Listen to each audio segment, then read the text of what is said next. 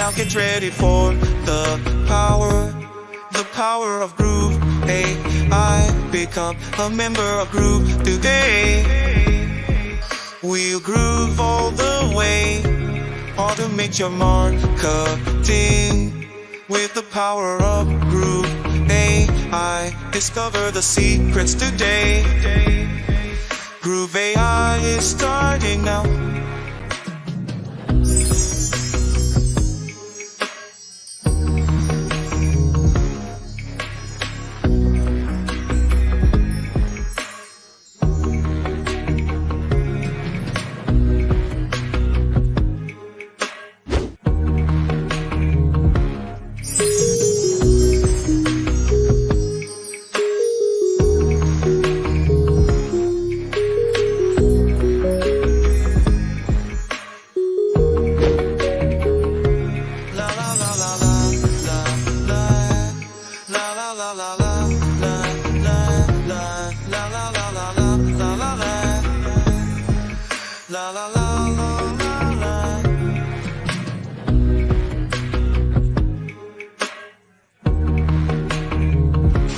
Now get ready for the power of Groove.AI. Become a member of Groove today. We'll groove all the way. Automate your marketing with the power of Groove.AI. Discover the secrets today. Groove.AI is starting now.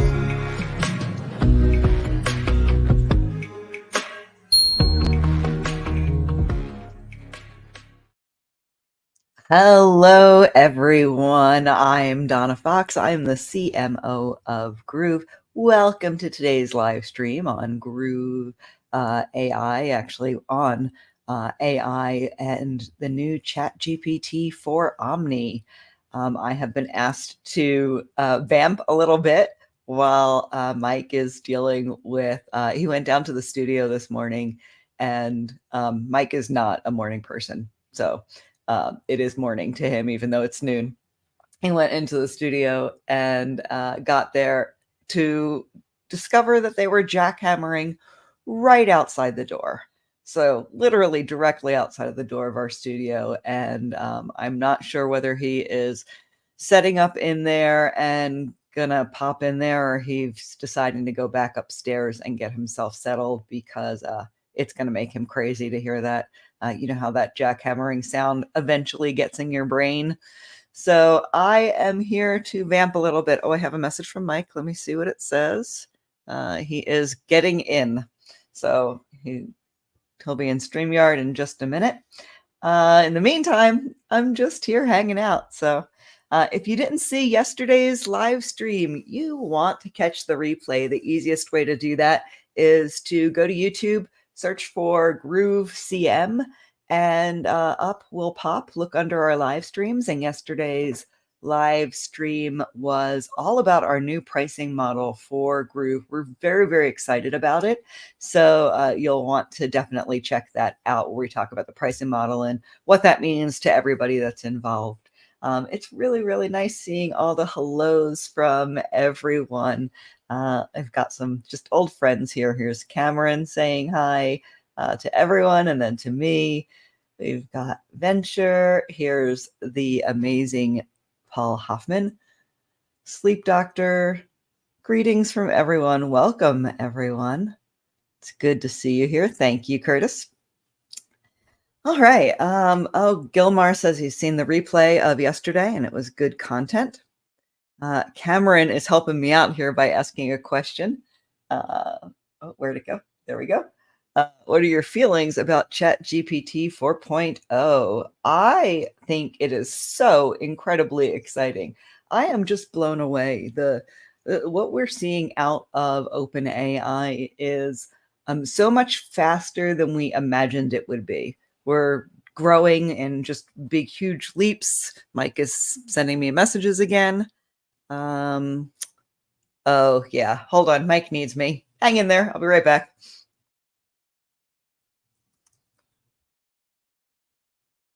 He can't log in. I have to get him the code out of the email account. So it is hard for me to talk intelligently while I'm doing that, so I'm just going to keep doing it.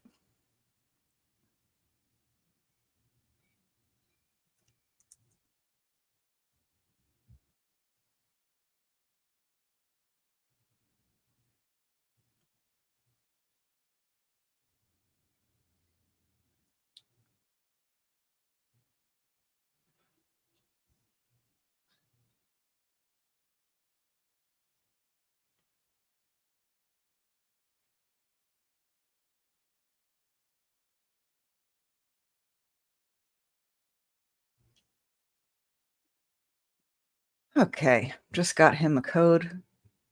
Two-factor authentication is a big challenge when you're sharing logins to things within a company. So he should be here soon.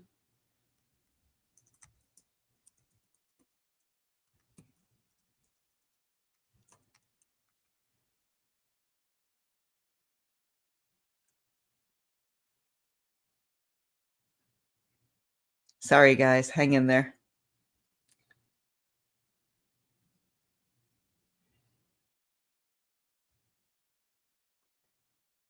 Oh, okay.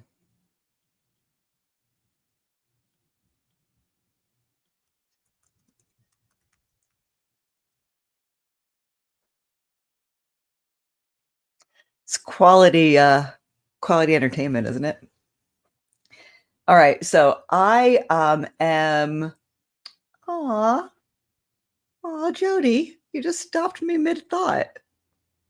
Aw, thank you. Mike and I have been friends for years and years and years, and business partners for even longer than that. So it's nice to know that we always have each other's backs. So, yes, my thoughts about for Omni. I am just blown away by OpenAI and the way in which they are innovating and really taking a look at the way people are using their services and continuing to grow and manage the idea of AI. It's difficult. Mike is calling me. Hey.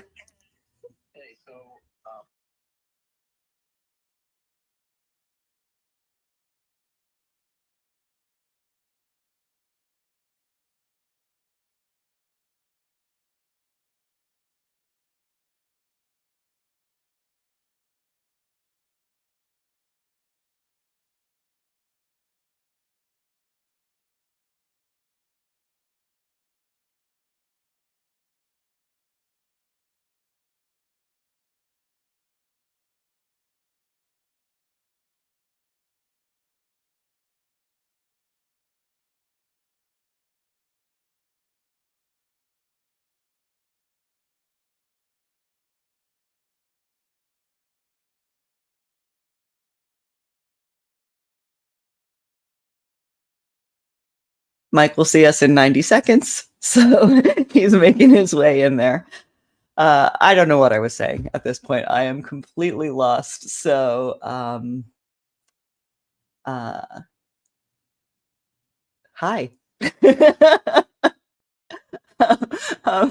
Mike is on his way in. I like this.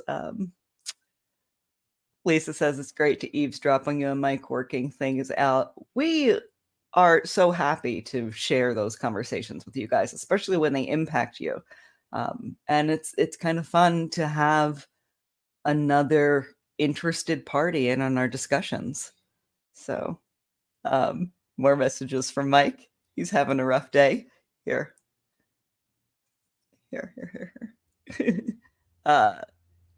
StreamYard is not working with Safari, apparently. I'm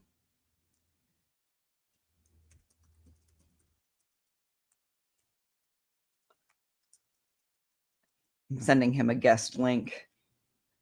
Hopefully that will help.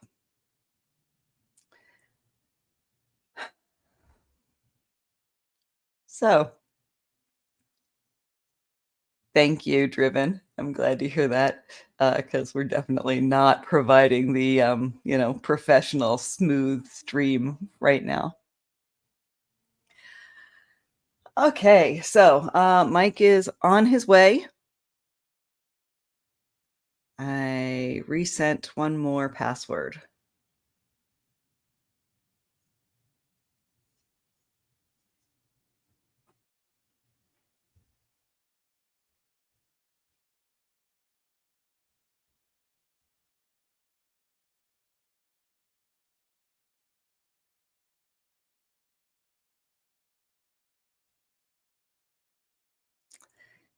All right, guys, I'm going to play Groovezilla's song for a little bit while I help Mike get into the live stream. Sorry about this. Here's a little sing-along with Jeezy for you to dance to. I'm in a good state of mind. I'm moving all the time. No excuses and no blame. I'm stepping up my game. I'm a groovester, yes I am. You groove, I know I can. Read my master plan. I'm grooving, yes I am. I'm grooving. Oh, I'm grooving, yes I am. I'm grooving.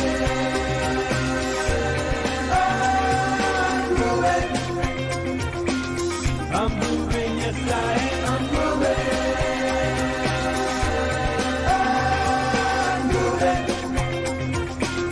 I'm moving, yes I am. I'm moving.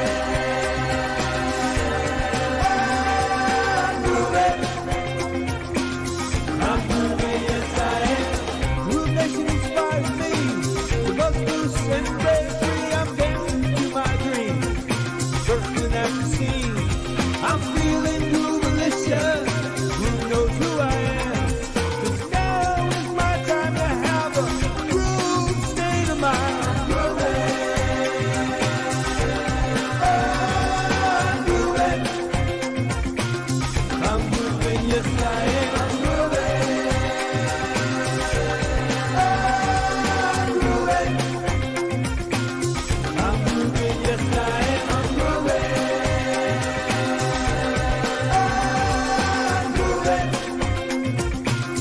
I'm grooving, yes I am. I'm grooving.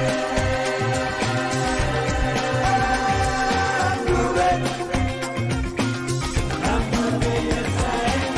Never let it go. Rise up and be bold. There's magic in the air. I feel it everywhere. I've got my groove on. Who knows who I am? 'Cause now is the time to have a groove state of mind. I'm grooving. I'm grooving. I'm grooving, yes I am. I'm grooving. I'm grooving. I'm grooving, yes I am. I'm grooving. I'm grooving. I'm grooving, yes I am. I'm grooving. I'm grooving. I'm grooving, yes I am. Time to bust the move. Dance to your own beat. The groove way of life is oh so sweet. Groove has got my back. Groove is there for me. There's magic in my mind. I'm grooving all the time. Groove, groove, groove, groove. I'm grooving. Groove, groove, groove, groove. I'm grooving. Groove, groove, groove, groove. I'm grooving. Groove, groove, groove, groove. I'm grooving. I'm grooving. I'm grooving. I'm grooving, yes I am. I'm grooving. I'm grooving. I'm grooving, yes I am. I'm grooving. I'm grooving. Guess who's in the house finally? All right. And we are starting again right on time, 12 p.m. FST, as you know, Filsaime Standard Time. This was the absolute chaos getting started. All of the little beads of sweat for the last 17 minutes have been dried off my forehead. so we can get started. I will spare you guys all of the stuff behind the scenes. I'll just I told them about the jackhammering. So yeah, it's one of those things. They heard live with us the two-factor authentication because I was vamping at the time. So yeah, and then I decide to screw it. Let me try this one. You get it from me. It's like, oh well, screw the text. I sent this, but here's the other one that when you finally got me the two-factor authentication the very first time, StreamYard is playing audio. So when I want to share my screen, it plays the audio of StreamYard and creates a feedback loop. So anytime I'm playing a YouTube video that I want everybody to hear, I have to play Safari. So I said to myself, you know what I'm going to do today? I'm just going to log into StreamYard using Safari, and that way I can just use my Chrome browser unmolested. And then when we get through all that, and you finally get me the code, it says StreamYard does not support Safari. I'm like, oh my goodness, we got to do this all over again. And on top of that, I had like 5 other things that I had to set up prior to getting on that already made me 10 minutes late. So here we are today, and I think we're about 20 minutes into it. But anyway, thanks everybody. I saw the chat in here, and you guys seem to be having some fun. We've got Mike Filsaime, astronaut there. That was a gift that was sent to me. He's going to be chiming in, right, Mike? That's what you got, Mike. All right, cool. He's excited. And Helen's personal wealth strategy gives us some advice here today. And breathe. Absolutely. Thank you. Clay Tudor says, no worries, Mike. We got a hello, Mike, from Gilmar. Nancy says, hey, Mike, hello. Paul Hoffman, love FST, my brother.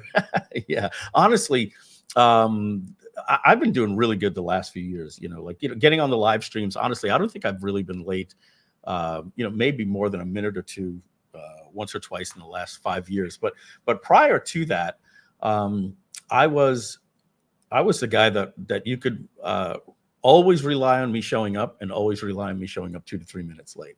And when I was in the car business, it was one of the pet peeves of a few of my bosses, because they made me promise I would never, ever be late again. And with a 90-minute commute, having to leave the house at 7 a.m. in the morning and deal with the Long Island Expressway, there were so many things that were out of my control, and I was always showing up at 8:31. And over the years, those things really, really upset people. And I got to understand how important it is to just get away from excuses. And if there's going to be traffic, because there always is, there was always the guys that were there at 8:05 when they had to get in at 8:30. And if they were late, they were there at 8:15. And a lot of those things I learned. But I just before we just get started, little life lessons. If you're a person that uses this expression, yeah, I'm a night owl, I might have some news for you that changed my life. That was my expression my whole life. I really thought this thing existed, that there are people that are called night owls, that their wife or husband likes to go to bed at 10 o'clock and 10:30. I said, babe, are you going to bed? I'll be up just for another half hour. Are you sure? Last night you got to bed at 3 a.m. No, and then you'll just stay up and watch TV till 3 a.m. And then you wake up and curse the world at 9 o'clock, and you're walking around going, oh my God, I don't know why I'm so tired. And you need that coffee. So if that's you, I'm just curious, put a 1 in the chat if that's you. If that sounds familiar, that you're just the type of person that you like to go to bed at 2:30 a.m. and you will get up at 8, 9 o'clock when you have those meetings. I'll tell you what changed my life and made me realize there's no such thing as a night owl. For me, I'm laughing because I actually had a dream last night about this. So Jeff Nettle says he's a 1. Gilmar, let's just highlight you guys. Jeff, Amy, Gilmar, Jay, Antoine is a 1. You guys, okay. Marion says, no, I'm one of those. And I always used to think, I used to really look up to people like, wow, these friggin' military type people. Tom Beal. I was like, oh, that's because he was in the military. He gets up at 6:30 and he's doing that walk that I'm jealous of. Hey, everybody, Tom Beal. I'm doing my daily walk. I'm going to give you my inspiration. I'm like, oh, man, these early people. So look at this. Marketing Tony. I go to bed every day at 3 a.m. Thanks God I can do it. Morning person here. And I am now actually more too. Pierre Newell says, nope. Let's see. Used to be being self-employed changed night owl habits. My mother worked a night shift. Lifetime 7 a.m. Now, Marion, I hope you're saying you wake up at 7 a.m. and not go to bed at 7 a.m. There were days I used to go to bed at 7 a.m. Not kidding you. Up at 5:30 a.m. And the last one here, my friend Cameron A. Bailey Sr. Day starts between 3 a.m. and 4 a.m. Cameron, if we were running a relay race, I'd be going to bed and then passing you the baton, and then you'd be getting started. And James is a night owl. All right, so and guys, you know, we're here on these Groove-a-thons to hang out, have fun. I like that you guys are, you know, humoring me with this and that we were a little late. If I see anybody in there going, you know, hey, what the hell is this? I want to learn about AI. Certainly I'll move on, but I always keep an eye on you guys to see if you're engaged. And we're doing this today. We did it Tuesday. We're doing it Friday. We're doing it again Monday. We're doing it again Tuesday. It's a little bit of a chance for us to get a break, have a little fun. So here's the next question for all of you people that consider yourself night owls, and you have to be honest here. If you have a significant other, spouse, girlfriend, boyfriend, do they tell you you have a snoring habit? And do they tell you when you wake up and you're like, babe, how come, what time were you up? And they say, babe, your snoring was so bad at 6 a.m. when I got up to pee, I couldn't go back to bed, so I had to sleep in this bad bedroom. So let's be honest. I'm just curious. Have you been told that you snore? All right. And I'll just get to the point here while you guys are typing. For me, my dad was a bad snorer. Really, really, really bad. Antonio admits it. He's like, yep. Jeff Nettles says, yep. Right. So my dad snored really bad. It was a joke in my family. It was one of the loudest snoring that I'd had ever heard in my life. And my brother also snored a lot. And so I didn't really know that I snored until I got married. And my first wife, Lisa, used to say, oh my God, babe, you've got to see a doctor. You've got to see a doctor. You snore. I cannot sleep with you in the house. And could you just picture me, right? Just picture my Filsaime just there, mouth open. You know how annoying that must be to somebody. All right. She says yes, but I don't think so. Right. That was me, John. Right. And Gilmore says yes. And Nancy saying, haha, yes, it's me. Right. So Michelle had a friend that used to work at a sleep study place. And she would always tell me, babe, you should go for a sleep study. Your snoring is so bad. And Michelle would constantly, I'd wake up, she was never in bed. I went on a Maverick business adventure trip. And this is where we would go away for 3 days, and we would get in like dune buggies and go across the Mexican desert. And we would get roomed up. And I got roomed up with Mike Geary. He's the CEO and founder of Truth About Abs, a health and wellness company. And I knew what my wife was telling me. So when we got the room, they were giving out these little orange things that you put in your ears in case the person that we bunk you with is snoring.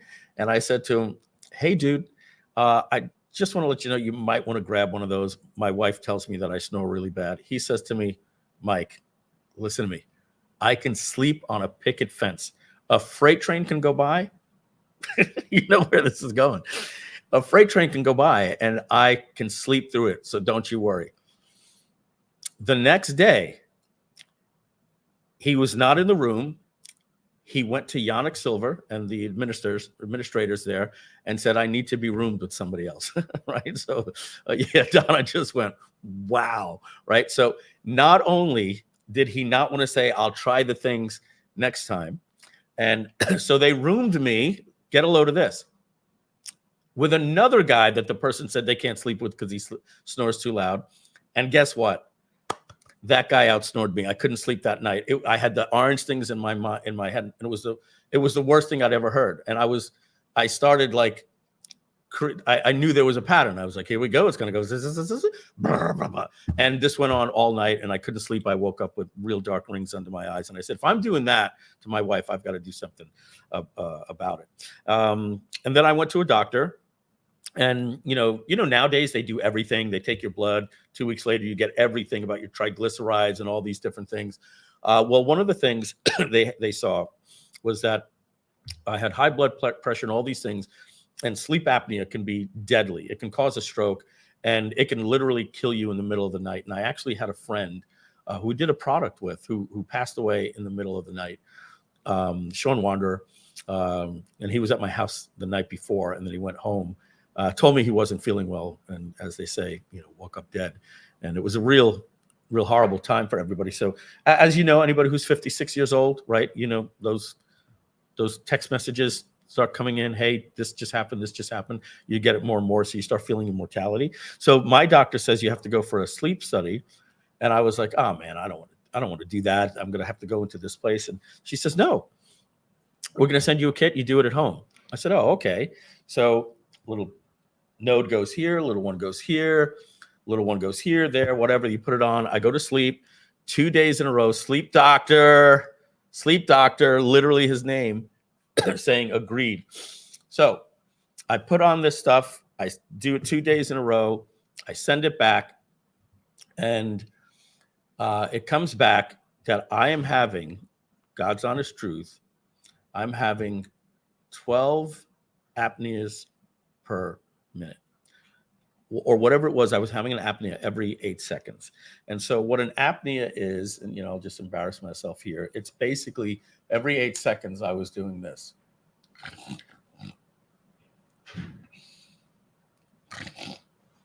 And when that happens, you don't get proper REM sleep. And you wake up, and if this is you guys that have this problem, you wake up and you get on the side of the bed and you go, man, what time is that 9 o'clock call? And then I have nothing till 12.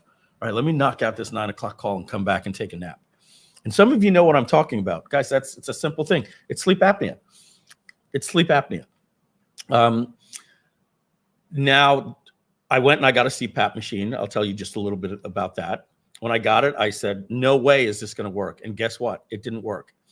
There's 3 or 4 different ways you can do it. You can get the whole thing that goes here. Didn't work for me. You can get the one that just goes over the nose. Works for some people, doesn't work for me. The ones that worked for me was a little strap, and it has these really soft little pillows that just insert right there. Jokingly, guys, I'm going to tell you, Donna knows this. She's been at my house. You know how they call it a whoopee? The little baby with the blanket or the teddy bear. They can't go anywhere without it. I had it for 3 months, and then I had to travel. And I'm like, I'm not traveling with my CPAP. I forgot what life was like when you choked all night in your sleep. And so every now and then, after a long day or a live stream, I'll go and I'll have that sandwich. I get a little bit of a food coma, and I'm watching some videos on YouTube or something on my couch, and I go, and I'm constantly choking. And I wake up with adrenaline, and I'm like, oh my God, this is what life was like for 45 years. I lived like this. So I'm telling you, a CPAP machine saved my life. I get a solid 8 hours sleep, 7, 6, whatever I want, but I like to sleep 7 to 8 hours every single day. And it gets to the point that if I'm watching TV at night and I'm getting a little tired, I will go into my bedroom, grab my CPAP. I actually bought 2 because I wanted the convenience of it. And I'll plug it into the wall and put it right next to the television couch and just put that thing on and fall asleep, because the pain of sleeping with snoring, you guys, those people that said that, you think that's the way it's supposed to be, it can actually kill you. And when I found out what it was like to get 8 hours sleep, I would wake up, and Michelle and I want to do our morning walks, and I'm falling asleep on the couch at 10:30, and I get up and I go to bed. Sometimes I go to bed at 12:30, 1 o'clock, when I'm really interested in, I get stuck binge watching. But so I just want to let you guys know, see this hair surgery I've had no less than 20 people in the industry. I won't give up their names because they don't care about it the way that I do, or they care too much about it the way that I do, that have gotten hair surgery. I've done the same thing with CPAPs with people, and they come to me and say, Mike, you changed my life. I'm telling you, you saved my life. I've had a couple of people that tried it and they did it one day and it's like, no, it's not for me. I'm like, I'm telling you, you got to give it a day or two and find the right strap. My buddy Glenn Ledwell, if he hears me talking about this, he comes over like an evangelist and says, dude, you got to get a sleep study. It changed my life. So that's my little thing to some of you. So let's see. Charles here says, my dad had narcolepsy all of his life, really debilitating. Narcolepsy. Yeah, Donna can tell you, about, her sleep issues that she suffered with her whole life. Getting 8 hours of sleep for Donna. I think one day she was at my house, got 8 hours, and it was like a miracle for her. I need to change some habits, sleep earlier. So you guys are talking about that. Anyway, let's see what this Jay says here. My CPAP is a lifesaver for good sleep. It really is. I didn't know what good sleep was like. You just didn't get proper REM sleep, and your body doesn't. It's just like a toxin in your body when you don't get proper sleep. And so here's the last little funny thing I'll tell you about that, and then we'll move on. Last night, I had a dream. You know how you have the dreams that you're in your underwear or you're back in high school and you're like, why was I in high school? Or you're back at your parents' house. Well, I had this dream that I was on a live stream with my CPAP on, hanging from my face the whole time. And when I got back, I saw the YouTube video and didn't realize that I did the live stream with my CPAP on. Dreams are crazy, aren't they? All right, let's share my screen and jump on in. All right, we had a little bit of good time here, knocked out just past that first hour. I will tell you if you show up with your CPAP on. Don't worry. You told me. Don't worry. I'll let you know. So you got a little something here. You got just a little something right there. Really? So I'll tell you something that's like a funny story. But first, just your intuition and just be honest. When I say this name, tell me if you thought dead or alive. Ready? And you'll probably know the answer, but that's why just be honest what you would have thought the answer is. Okay. Dick Van Dyke, dead or alive? Dead. Yeah. I mean, still he must kicking. be like 300 years old, right? 99 years old. He was on a 98 or 99 this year in about a month. He was on a podcast with Jason Alexander from Seinfeld, who was George Costanza. They're best friends in real life. He looks 70. That's amazing. And he talks like he's 50. He talks like this. Oh no, actually, when I was on the Dick Van Dyke show, I'm like, this guy's 100 years old. He told a funny thing. He said he was talking about his brother Fred Van Dyke, and Jason goes, "Were you always funny?" He goes, "Actually, I'm not funny. I'm good for TV. My brother was the funny one. He was the one that did stand up. I never did stand up. I'm not that type of person." He says, and he goes like, well, tell me what was funny about your brother. And just Dick Van Dyke at 99 telling the story. He goes, there was one time he invited my mother, my father, and me out to a comedy show. And he had like 60 people in this room. And, it was the late 60s, early 70s. And, he took an upper before he went on stage because he wanted to have some energy. And he says, my brother's mouth got so dry that his upper lip got stuck like this the whole time. So he did the whole show like this. And he said every time he said a joke, Dick Van Dyke thought it was so funny that his lip was stuck to his teeth. Dick Van Dyke was laughing so hard, he made everybody in the audience crack up. And then he'd tell another joke. Dick Van Dyke is losing it, making everybody else laugh. He says when he gets off, he goes, man, I really crushed it tonight. And Dick Van Dyke goes, I didn't have the nerve to tell him. It was because his teeth were stuck to his lip like that the whole time. Anyway, that's the humor of Dick Van Dyke. It was you can find it on YouTube. It's a great interview. Yeah, he's still around. No idea. And now, based on that and some of the comments I'm saying about him being, alive and vibrant, I'm going to go look for him. Yeah, just look up. The podcast is called Really Not Really, with Jason Alexander and some other guy, and just put Dick Van Dyke, and it's just such a charming interview. Charming interview. And then he talks about Mary Poppins and Dick Van Dyke, his bad accent that people gave him a hard time for. How did you learn to dance? He goes, I never danced a day in my life. The guy thought I was so good for the role. He says, I'll teach you how to dance. And he says, I did 8 hours a day for 3 months straight, and I learned how to dance. And so, yeah, little things that you don't know. And it was so good to see him. 100 years old, 90, 98, 99, something like that. All right, let's hit the share screen button here. Keep your health up, Mike. Absolutely. Thank you, Aldi. Dick Van Dyke was a physical comedian. Yeah, he was, I told Donna the other day, me, look at me, I can't get started. I told Donna the other day to watch I'll get her. Donna, can you pass the link? that I sent you a few days ago about Robin Williams. The reason we know Robin Williams, I'll tell you a little bit of the story. But you got to watch this 30-minute YouTube documentary, and it's one of these people that take a documentary of like 13 other people that were interviewed about this one time, and then they turned it into a story. But apparently, whoever the guy was, I forget his name. Gary Marshall. He was the creator of Mork and Mindy, Happy Days, and Laverne and Shirley. And he had an 8-year-old son, and Happy Days was the biggest thing. And he got to meet the Fonz, and he said to his father, "Hey, I want to see an alien on Happy Days." And you know that kind of show. Happy Days was not Mr. Ed, right? It wasn't My Favorite Martian. It was just a household in the 60s. And he was like, "Sorry, son, there's no way that we can have an alien on Happy Days. It's not that kind of show." Even though Happy Days is the show that's known for the phrase "jump the shark," because they literally ran out of things to do. So they had Fonzie jump a shark with his leather jacket on. Oh, anyway, so he says, "I'm sorry, son. How can we have an alien come on Happy Days, and to fight Fonzie? It's not going to happen, son. I'm sorry." So the kid goes, "Well, it could be a dream." And it's so great hearing Gary Marshall say this. So Gary Marshall goes into the writers, and now you hear the writers saying, they told Gary, "This is the stupidest idea. We're not going to do it. We're going to walk out. We're going to walk out. We are not bringing an alien on the show. Do not corrupt the show." And the fact that it's nepotism, it's his son, the 8-year-old kid. And so Gary said, "You're doing it, and get it done." So they drew straws, who was going to do it. And one of the writers got it.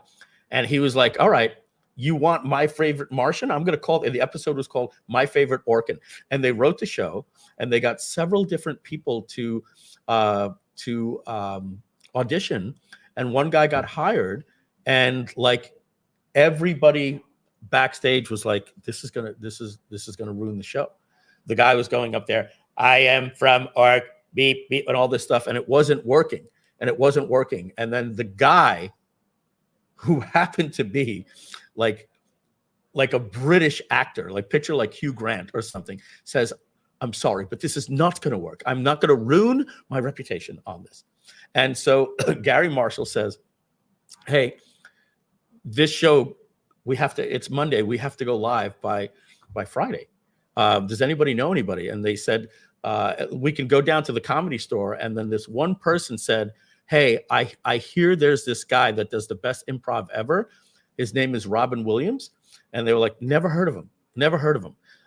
Let's bring him in." And so who's the guy from Curb Your Enthusiasm that just died? Literally just died. And he was best friends with Larry David. I say Richard Belzer, but it wasn't him. But you guys know who I'm talking about. Let me just see. For Curb Your Enthusiasm, actor death. We love the guy. A real good guy. Richard Lewis. So Richard Lewis is at the Comedy Store, and he knows Robin Williams. And he's outside the green room with Robin Williams, and they say, and he goes, I don't do characters. You do characters. It's this. I don't even want to audition for this. This job is for you. So he walks in and he starts to do the Martian, and he goes, you know what, guys, I'm telling you, the only person you need to interview is Robin Williams. He's outside the door, and they brought Robin Williams in, and Robin Williams, with his, Robin Williams, he can turn into this character. It's like the typical Robin Williams. They were like, "Okay, we found the guy." They said, "Don't go home." They brought him in. They had him read the lines. Robin Williams is reading the lines, and it becomes one of these things. Hey, everybody, you got to come see this thing. They started calling the network executives down, and everybody is watching the show. And here's the problem that they had. Number one, they couldn't get through a scene without laughing. And this has never happened on Happy Days before. Fonzie could not keep character. Number two, every time they did the scene, Robin Williams improvised something else, and they weren't used to improvising, so they didn't know they had to cut, and they're laughing, and Gary Marshall's like, "I love it, don't worry, we're going to figure something out. This is the best television I've ever seen." And so Robin Williams gets through everything, and Henry Winkler comes up to him and says, "Listen, please, do me a favor. don't improvise in front of the live audience. He says, because I'm not going to get through it. And then Henry Winkler goes, sure enough, he improvised every line. The audience loved it. The studio executive, like everybody from Paramount and ABC, they all came down, they were watching. And when they saw it, they said, this is something magical that's happening. They called Robin Williams in and they said, we want to give you a show. We want to give you a show. And they created Mork and Mindy. It became so big that he got the Popeye.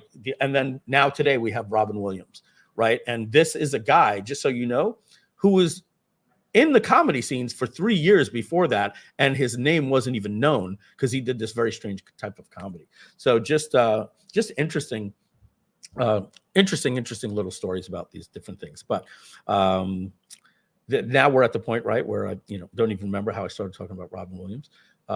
Most comedians suffer depression. Yeah, it was really sad what happened to him. Yeah, so I remember why I brought him up is because they said Dick Van Dyke, right? And when you look at physical comedy, like there was Dick Van Dyke, and then after that there was Robin Williams. And when they said there'll never be another Robin Williams, there kind of was, right? It was Jim Carrey, right? And you'll say there'll never be another Jim Carrey, but yeah, these types of people that do that physical comedy is interesting. Donna, just quick question, and then we will get started.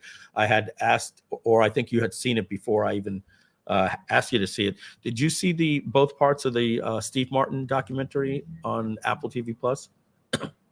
I didn't, but Curtis did. So he showed me pieces of it because of the artwork part of it. He showed me those clips, but I didn't see the whole thing.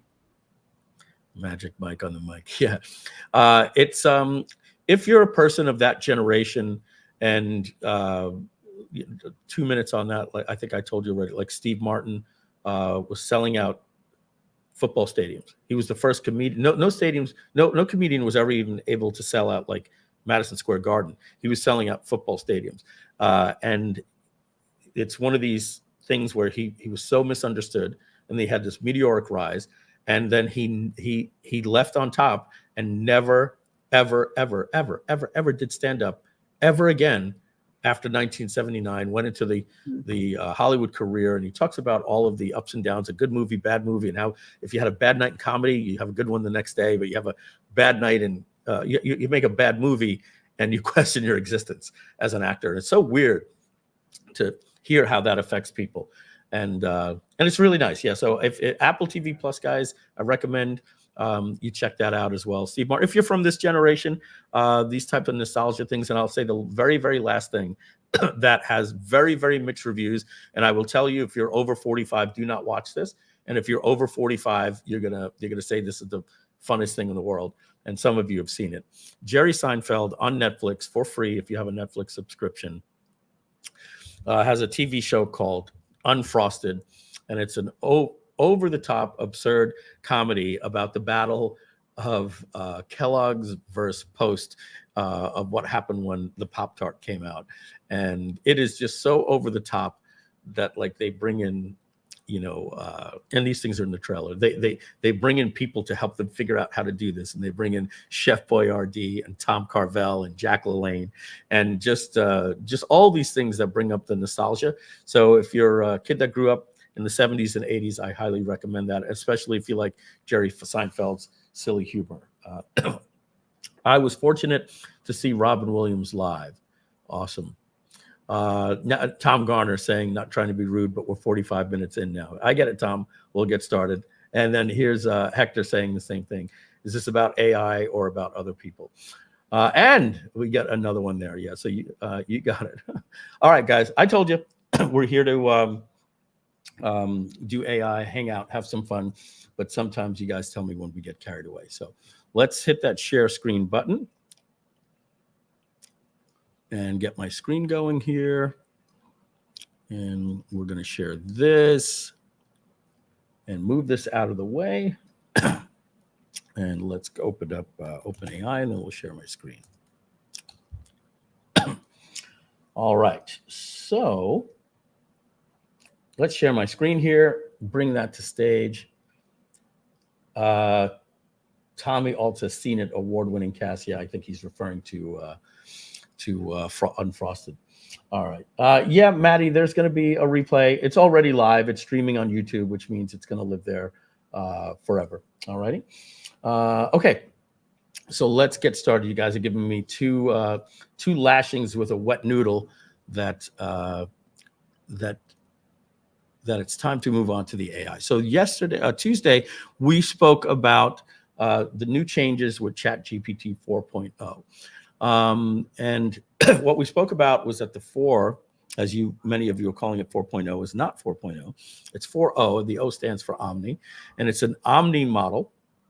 Okay, and this model is now available in Groove.AI, but we need to talk about that. And there's a little bit of bad news on the front. You can thank Scarlett Johansson, maybe, I'm not sure. But if you look inside of Groove.ai, we now support the ChatGPT 4 Omni model, all right? And we're going to talk about what the Omni model is. And if you look over at ChatGPT, which is no longer at chat.openai.com, they bought the domain and now they use ChatGPT. You actually have the model here for ChatGPT. They're also, it's sad, Donna, they don't give us the ChatGPT app in our enterprise version. They only give it to ChatGPT Plus users. And so I transferred my account to our enterprise. And so now I have to get a ChatGPT Plus subscription in order to get the app, because they want me to pay $20. That is only people with an M1 chip like you and Macs can even use the app. I can't use it, and obviously Windows users can't either. So no, Windows users actually can, but they need the new Microsoft Surface Pro Plus Copilot, all these names. Crazy. So it's the same thing for Microsoft. So Microsoft made a deal with OpenAI that they hold the app back so that Microsoft can add it as a feature in their operating system. So they're like, you do it on the Mac, and we're going to build it native into our operating system. So, so this is a lie right here, folks. Okay, this right here says ChatGPT 4.0, our newest and most advanced model. So what they haven't done yet is they haven't given us ChatGPT for Omni Vision and the actual voice that can listen to your tone and your emotion, and the voice that you can that will talk back to you, that can make sounds and all those different things. I'm going to demo all of that stuff today. But the sad news is this, and if I can find it, because I only saw a YouTuber talking about it. So let me see if I can find it. OpenAI delays ChatGPT 4.0 voice. Let's see. So that was 1 week ago. Let's click on the news.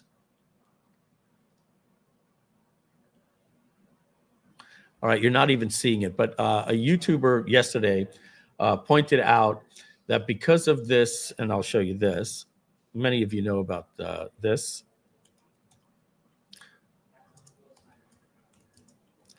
That Scarlett Johansson, it's all over the news. It was like the biggest trending thing on Twitter. She's suing OpenAI because Sam Altman, the CEO of OpenAI, went to her because she was in the movie Her, and thought that it would be cool that they could have her voice the character. And she said no. She said, I think that's kind of creepy. And she said no. And they said, we will pay you an ungodly sum of money. And she still said no. So Sam Altman went out and hired a voice actress that didn't act like Scarlett Johansson, but just sounded like Scarlett Johansson. And they created the voice around her. And then when they released the product last week, Sam Altman actually tweeted her. And what that means is this movie right here with Joaquin Phoenix. So that really pissed off Scarlett Johansson. It's like, I told you not to, and now you have a voice that sounds like me. And then he's tweeting, no, it doesn't even sound like her. Meanwhile, you tweeted, quote, in quotes, her, right? So this created such a big backlash that OpenAI announced yesterday. This is really sad, what I'm gonna tell you. They said that they are now delaying the ability to talk and do some of the things that they showed off in their demo from weeks, which is what they announced, to now months. So this is really sad. I don't know if it's all because of the Scarlett Johansson drama, but Tuesday and even yesterday when I was talking to some of my friends, I was telling them ChatGPT announced that we will have this in weeks. So we were expecting it in May.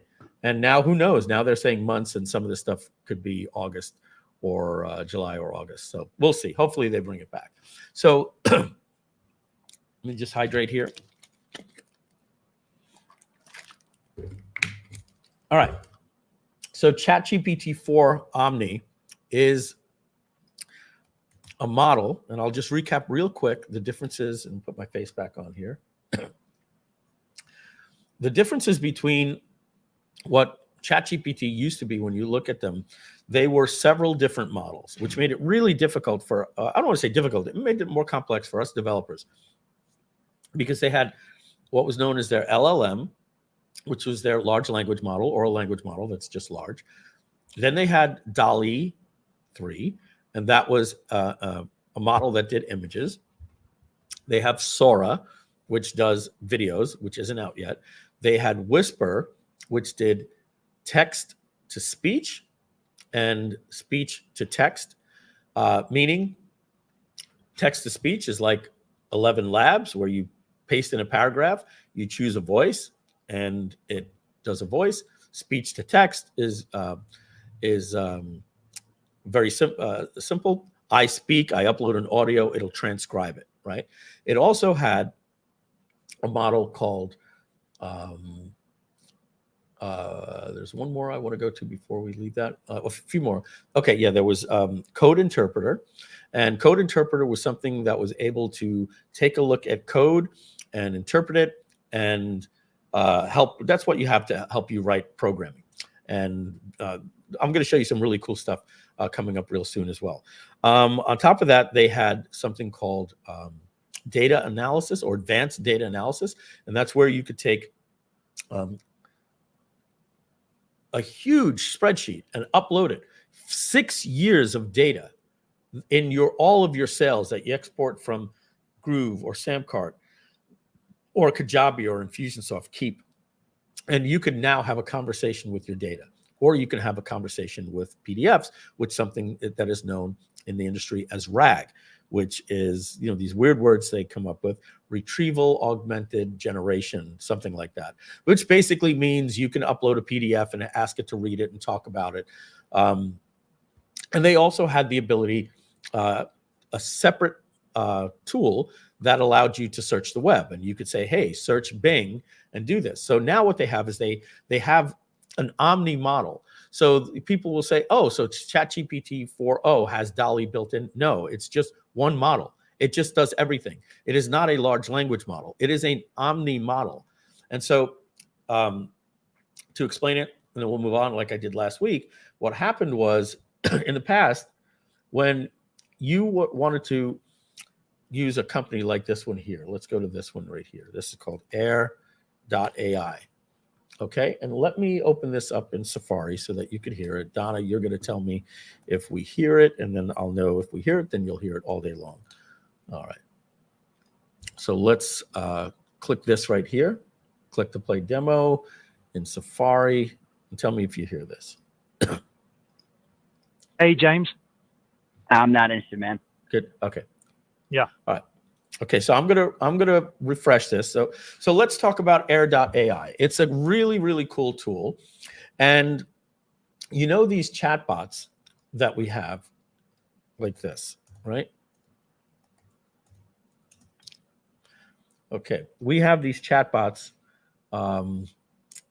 Ooh, Donna, can you tell Lucius to put the chatbot back on our website? On the new website, he didn't. That's all right.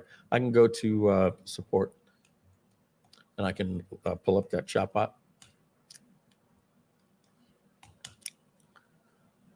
Whoops. You might have a challenge with that as we're moving the support desk now. Haha. We are switching. Got it. Okay. And so Yeah. they didn't put that there either. Okay. So let's try it here. Oh, you know what? Let's just do this. Let's just log in. All right. So these are my different chat bots. And here's my chat for Groove.cm, right? And let's just assume this is on the website. Let's close these little annoying things here. And so here's my chatbot. Now watch this. If I say, what is the pricing of Groove? Now, the pricing of Groove used to be $99, $199. There were lifetime plans, all those things. So watch this. What's the pricing of Groove? Groove has a simple pricing. It's $497. And if you add just $300 more, it's $797 a year annually. If you have any information, go to Groove pricing, right? Do you offer a free plan? As of May, we no longer offer a free. And then finally, I heard you offered lifetime deals. Groove doesn't offer any lifetime deals. So, like, how does it know that? How does it know that? Like, does it just know? No, it's not that. It's not that smart. When you go into your data sources, you have different places where you train it, but then you have these overrides called Q&A that says, if somebody asks anything related to this, say something like this. If they ask this, say something like this. So I'm able to bypass some of its knowledge. Now, Air.ai is very similar. The way Air.ai works is you basically create a chatbot that instead of talking to you by you typing and it typing back, it actually talks to you to make a sale, right? Or set an appointment. And so you go in and you say, the goal of this is to try to drive an appointment. If the customer asks, has any objections based on price, say this. Based on time, say this. Based on features, say this. Your goal is to overcome every objection and set an appointment. Be kind, use some humor. And so watch how cool this is. I'm actually going to play the full 3-minute demo, and then we're going to critique it. And I'm going to tell you how this is going to be near perfect now with ChatGPT 4.0. Ready? Look at this. Joined 70,000 plus businesses. This company's Hey, exploding. James. I'm not interested, man. Yeah, no worries. I hate calls out of the blue too. But I'm actually from Apple, and I saw you were checking out Vision Pro and were about to pre-order but left the page. Dude, I don't I was have time curious, for this what right had you looking into potential? Okay, I can respect that. Can I just ask one question before you go? now. Fine, shoot. What's up? Why did you decide not to pre-order the Vision Pros? I saw you changed your mind last minute.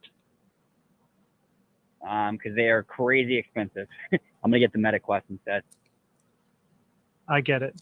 But you saw what happened to Threads, right? Do you think the Meta Quest will end up being a better product than the Vision Pros? Or is it just the price? I mean, it's mainly about price. I'm sure the Vision Pros are going to be better, but I'm not spending $3,000 on a pair of goggles, my man. I feel that for sure. Definitely want you to make the best decision for you. But can I offer a different perspective? I guess so. What's up? Okay, so something that not a lot of people are aware of. If you take the route of using financing, Vision Pros only come out to a few $100s a month. So although $3,000 sounds like a lot, we can break it up to be more affordable for you. Does that by chance sound more palatable? Interesting. How would that work? Yeah, totally. Happy to give you context. Basically, you just fill out your details real fast and can see if you get approved. And if you are approved, it's much more affordable for you. Okay. So what do we got to do for that? Awesome.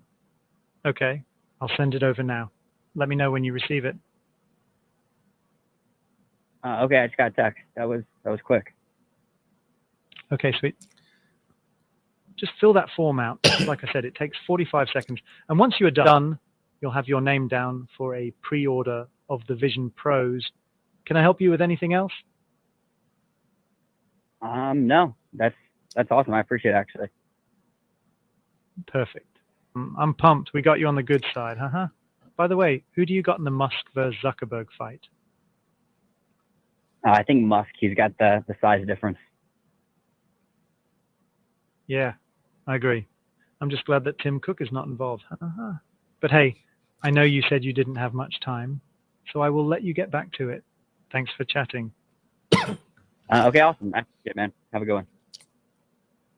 All right, so let's critique that. So I'm going to make a claim. Hey, James. I'm Let's not shut interested, you man. down. Let's make a claim. I don't want to make any accusations. So what I'm saying is just my intuition. If you're the CEO and founder of Air.ai, you can say, hey, Mike, you're totally wrong. All right. So there are plenty of videos on YouTube of people letting you listen to their actual calls. And I don't have any proof at all. I think they might have taken down some of the latency, because when I listen to the calls on YouTube, they sound like this. Hey, James. Hey, I'm not interested right now. Yeah, no, I can understand you're not interested. Can I talk to you? No, please. How did you get my phone call, my phone number?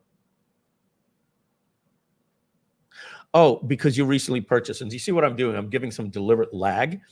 So I think they might have edited it out. And again, somebody could say, no, Mike, that was a real-time call. If you notice, it didn't say this is a real-time call, no editing. And those are important things that you want to say to people. This software works like gangbusters, by the way. And I've watched the people that are on YouTube, their biggest complaints about it was the latency. And when you watch those YouTube videos, you will see much more latency than you saw here. Just being frank. So take that, with a grain of salt. But the reason why I wanted to explain that is that here's what's happening currently with this until he moves to OpenAI 4.0, which he might already, but he's just using that, hasn't updated that demo. So what happens is when the phone call goes out, the language model actually comes up with something to say, then has to use the Whisper engine to take that text in real time and send it to Whisper, and then create a voice that says to the person, hey, how are you today? And then that person says, hey, listen, sorry, I'm not interested. It now had to send that to Whisper, transcribe it, inject it into the language model, and the language model had to process it, spit out text, send it back to Whisper, like 11 Labs, convert that to voice, and send it. And that latency takes about 2.5 seconds to 3.5 seconds sometimes. And that's why that demo seemed a little bit too, suspect for me. The new model, this new Omni model, the latency went from 3.2 seconds on average down to 200 milliseconds, which is 0.2 seconds. Like you take a second and you divide it by 5, and that's equal to the latency between humans, right? And on Zoom calls, it's 0.8 milliseconds by the time it goes up to the cloud and back. And that's why we're always stepping on each other on a Zoom call going, I'm sorry, you go. Oh, you want me to go? And we're always doing that because of the latency. So this has been eliminated now with ChatGPT-4 Omni because it is an Omni model.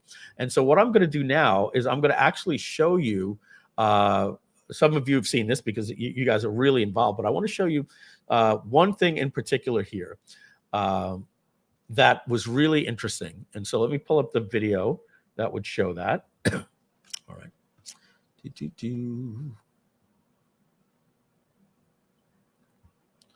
Let's try this one. Okay, that would be, I think, how do you move these? Is there a way to like slide these over? Oh, here it is. So let's get to the guy. All these demos show off a different feature that's really cool. And wow, I think they put more demos up. All right, let me see if it was this one here. Oh, sorry guys. I got to do this in Safari. Otherwise, you're not going to be able to hear my Chrome browser.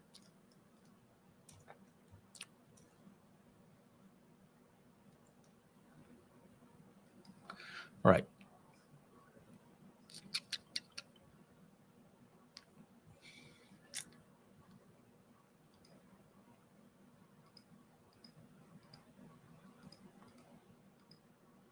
Let's try this one here.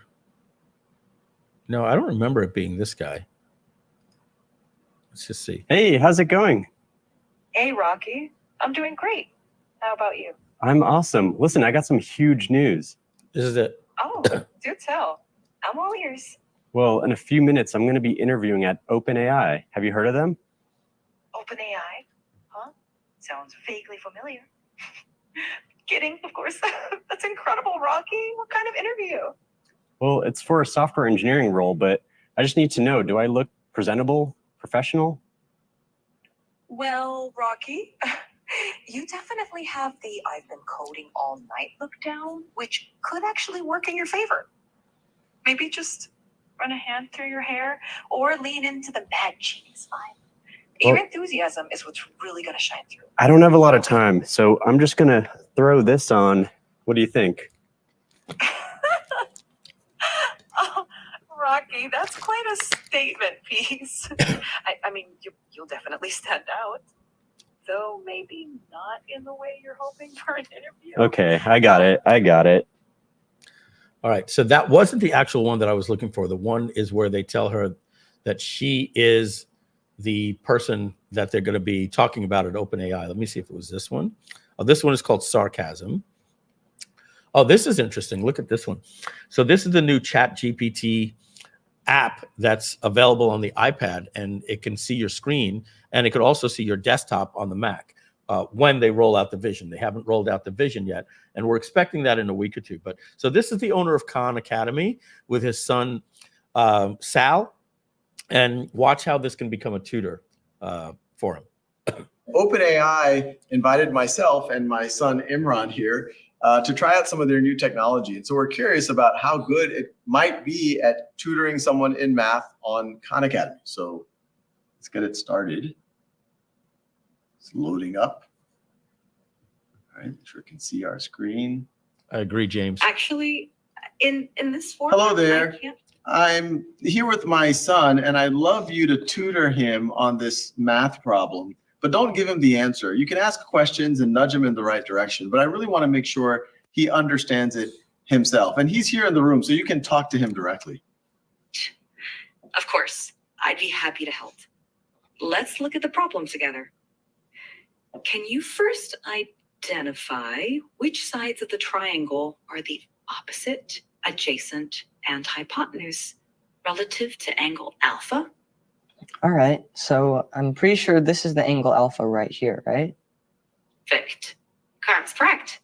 Now, looking at the triangle, All right, we which get side do you think that, is the right? So we hypotenuse? don't have to watch the whole thing. So let me put the mic face on here. So let me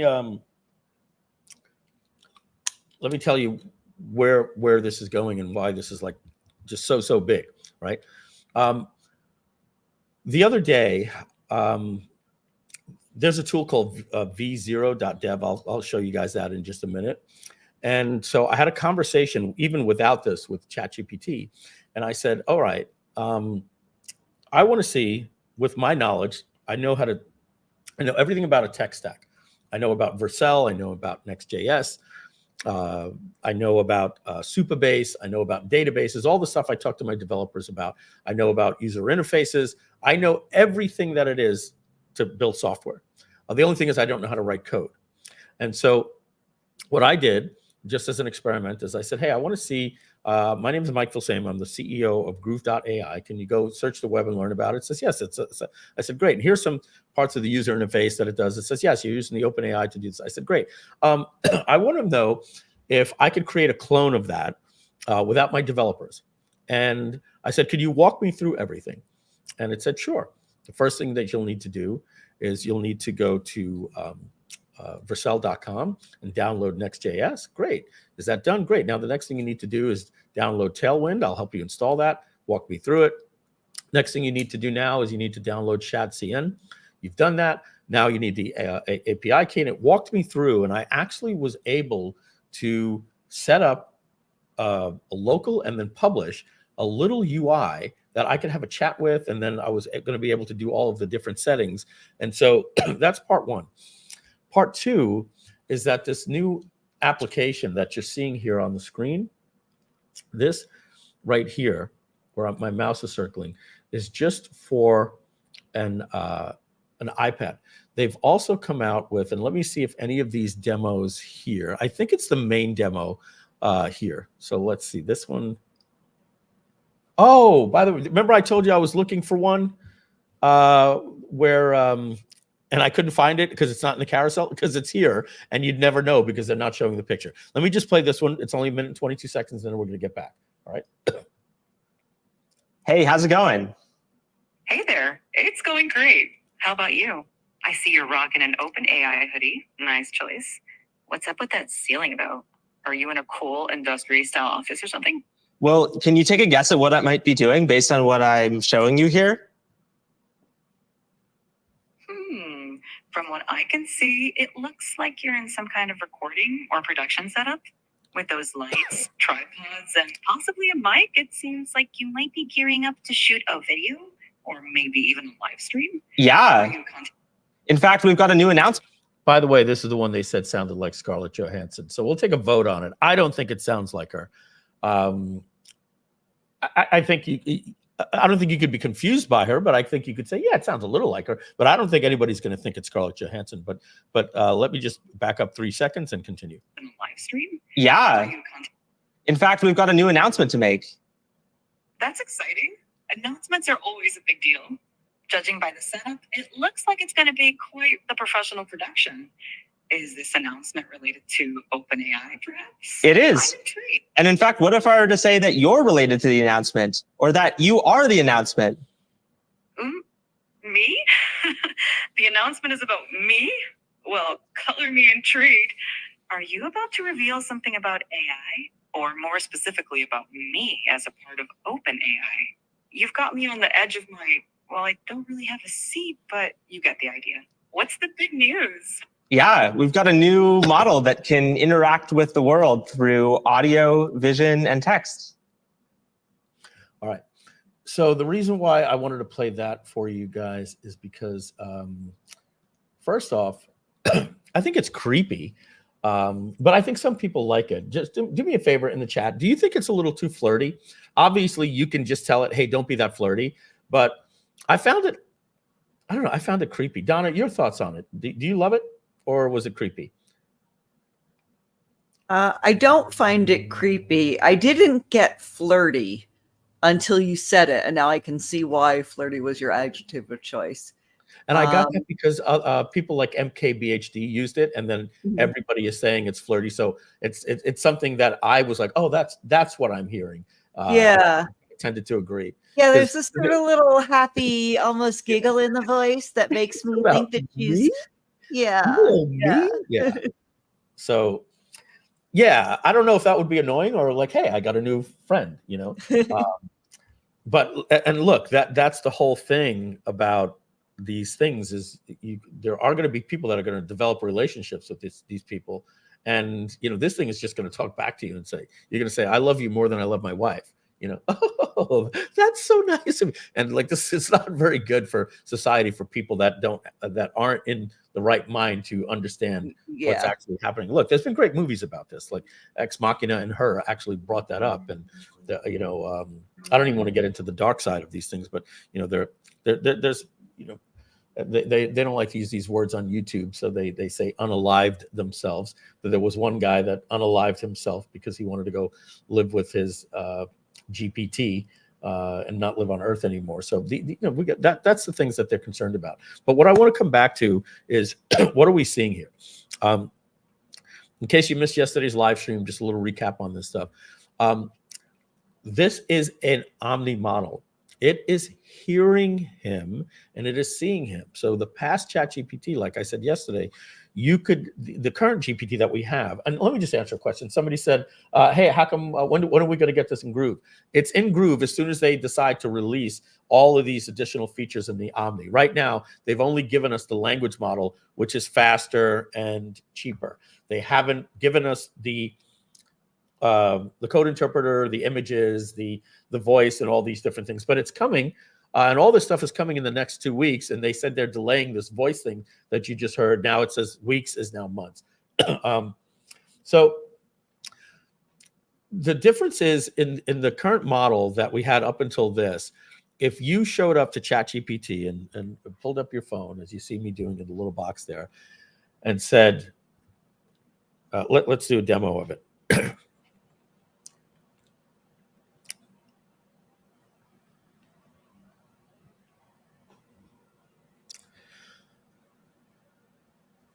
Hey, ChatGPT, how are you?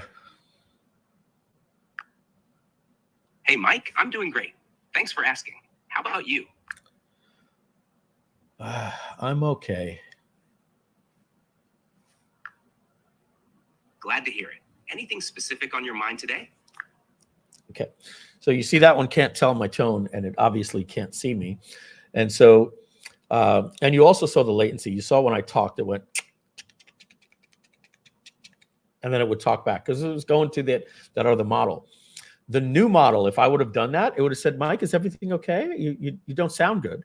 And it would be able to hear my voice. For good or bad, this is what's coming. So understand this company, Air.ai, that voice model is now not only going to be able to transcribe what the person said, it's actually going to be able to determine if there was sarcasm in the person's voice. Now, there was one little one over here that actually said sarcasm. Let's go back. Maybe it was before this one here. All right, so let's see what if it's getting it in his voice or if it has sarcasm. Let's see. It's a 30-second clip. Hey, Chad, are you there? Hey, yeah, I'm here. What's up? Hey, let's have some fun. I'd like you to be super sarcastic. Everything you say from now on is just gonna be dripping in sarcasm. How does that sound? Oh, that sounds just amazing. Being sarcastic all the time isn't exhausting or anything. I'm so excited for this. Nope, the sarcasm. Let's get this party started, or whatever. All right, so again, just not Air.ai or any application that is going to be dealing with a customer talking, it can hear and interpret and then respond in kind or adapt based on that. So one of the other things I wanted to say, I said, listen closely, we were going to critique Air.ai. Did any of you hear the ha ha ha that it did? It again, it makes a fool out of me when I have to do this, but basically it was like something about Elon Musk. He was like, yeah. The laugh was like something out of Ren and Stimpy. It was so creepy. You're hearing this can actually laugh. So the implications for this to be able to be used in workflows, and these are some of the things we're going to be going over either later today or tomorrow. I'm going to be showing you different workflows with open source applications, paid applications like make.com and Revelance.ai, free applications that are out there like DeFi, and it's D-I-F-Y, not D-E-F-Y. D-I-F-Y as in do it for you. Open source project. There's another one called, bear with me just a second. Let me get it for you. Stuff that you could look up and bookmark in the meantime, and then I'll go over them with you tomorrow. The other one is called Relevance. I just told you Relevance.ai. And then the other one we're going to be talking about is called Flowise, but it only has one W. So flow, it's the word flow and then eyes it. It looks very strange in your browser. But Flowise, this is an MIT license, which is the open source of open source, which means you can do anything you want with it, install it on your own server. I can pull this into Groove, which is what I plan on doing, which will allow us to basically create workflows for people. So when you're saying, Mike, hey, why are you showing us Air.ai? I'm showing you technology that exists. I have no problem plugging other people out there that got 70,000 customers in 90 days. Good for them. These different open source platforms, this one here, DeFi,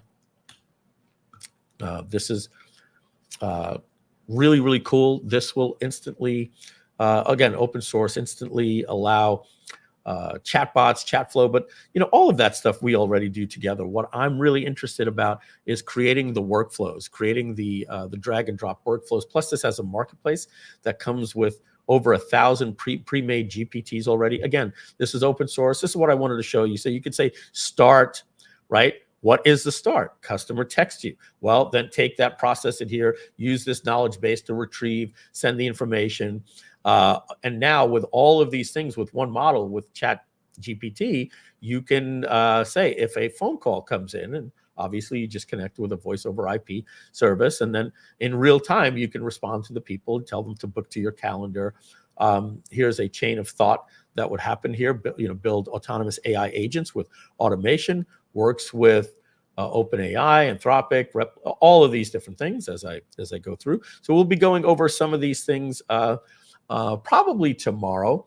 And what I'll likely do, I think it just helps move a little bit faster. Excuse me one second.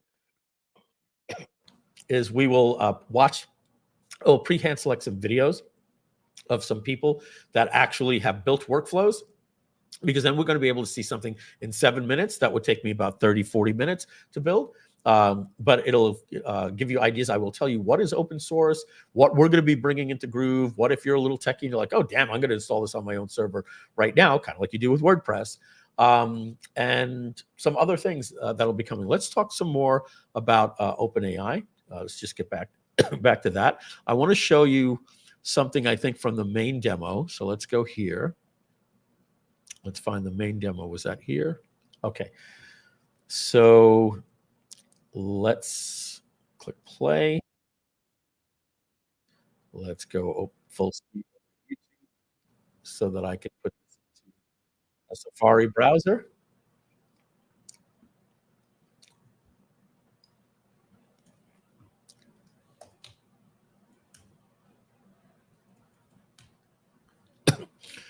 This is how AI optimizes my schedule. This meeting got canceled. Hooray! We didn't really want to go anyways. But now I have a free afternoon and 1,000 things I need to get done. So what should I work on during this? All right. All right, let me skip ahead here to some of the important things that happened during the demo. Let's see when this guy does the breathing. This is important. Now? That's awesome. Just take a deep breath and remember. So we have consistent internet.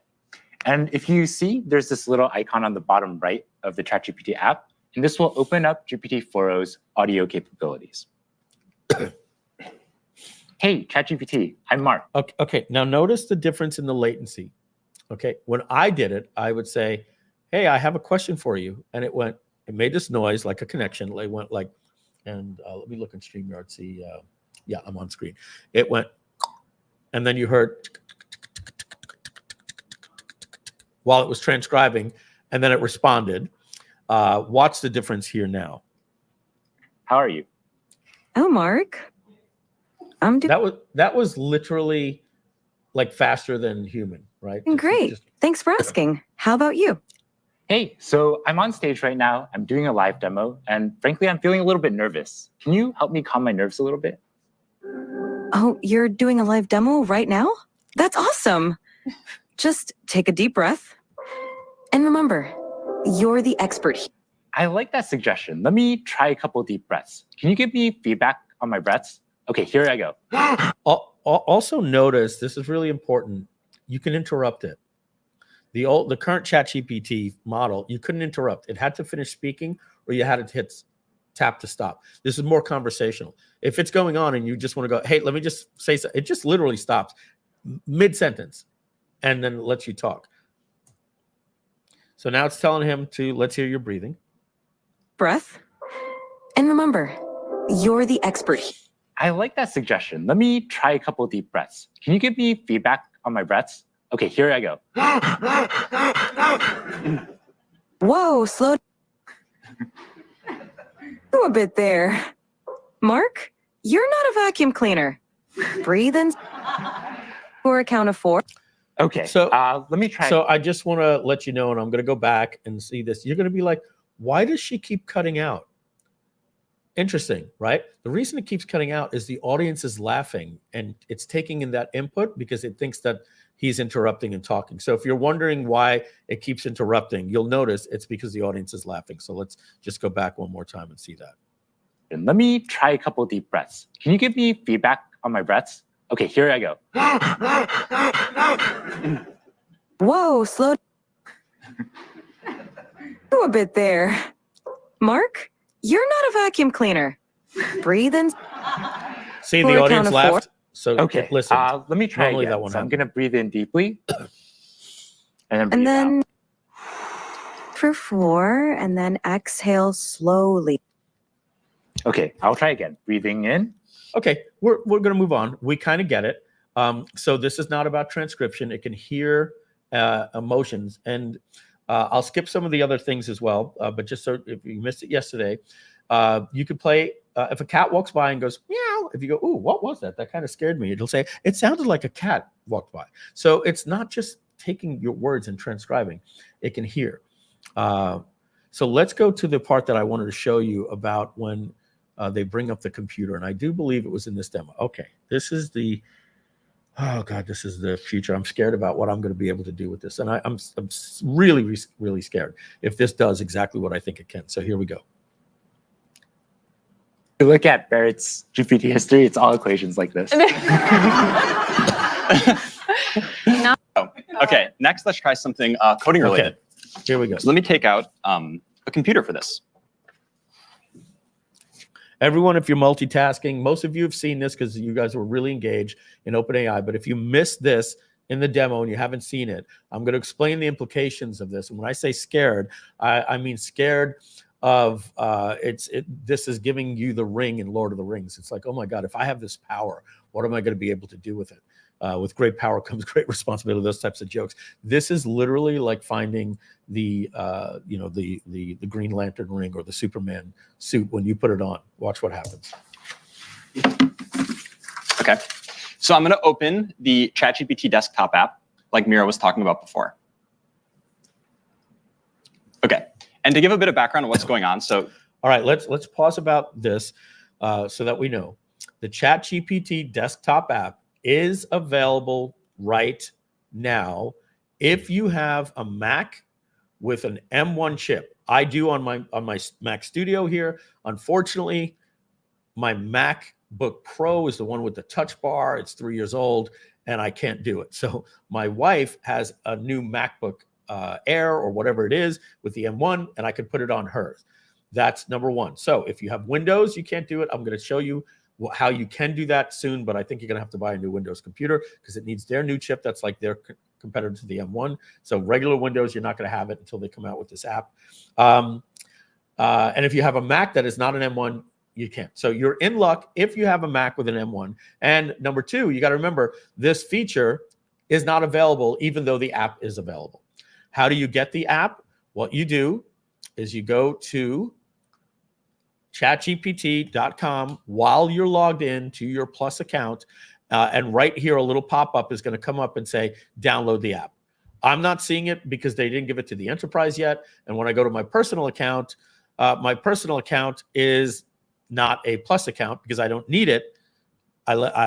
Because I transferred my account to my enterprise account, which kind of sucks. So anyway, I'll pay the $20 and get it because I want to do it. But it doesn't pay for me to do the demo right now because of this icon right here. They haven't released this yet, but when they do, ladies and gentlemen, when you see this, and if you have it in your app, it may be rolled out at any time. We are talking about the game changer of game changers. Let's go on with the demo. I'll be quiet from here on out, and then I'll give you the implications of this. Go. Here we have a computer, and on the screen we have some code, and then the ChatGPT voice app is on the right.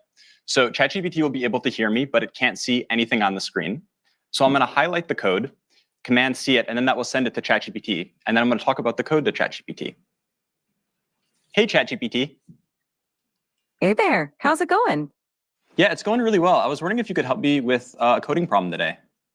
Of course. I'd love to help you out. What's the coding problem you're dealing with? Okay, I'm going to share with you some code. 1 second. Sure thing. Take your time. Okay, so I just shared some code with you. Could you give me a really brief one-sentence description of what's going on in the code? This code fetches daily weather data for a specific location and time period, smooths the temperature data using a rolling average, annotates a significant weather event on the resulting plot, and then displays the plot with the average, minimum, and maximum temperatures over the year. Awesome, thanks so much. And in the code, there's this function foo. Can you describe to me what the plot would look like if I had versus didn't have this function? Sure. The function foo xy takes in a data frame x containing temperature data and a window size y for calculating the rolling mean. It smooths the average temperature, minimum temperature, and maximum temperature columns by applying a rolling mean over the specified window. With the foo function, the plot would show smoother temperature lines because the rolling mean reduces the noise or fluctuations in the data. Awesome. Thanks so much. So yeah, I definitely will want to apply this function. And so I'm going to generate the plot and then show it to you. Give me 1 second. Absolutely. Take your time. I'm excited to see the plot when you're ready. Yeah. So far, ChatGPT has only been able to see the code. And now I'm going to run it, and then I'll use the vision capabilities of the ChatGPT desktop app so it can actually see everything going on the screen as well.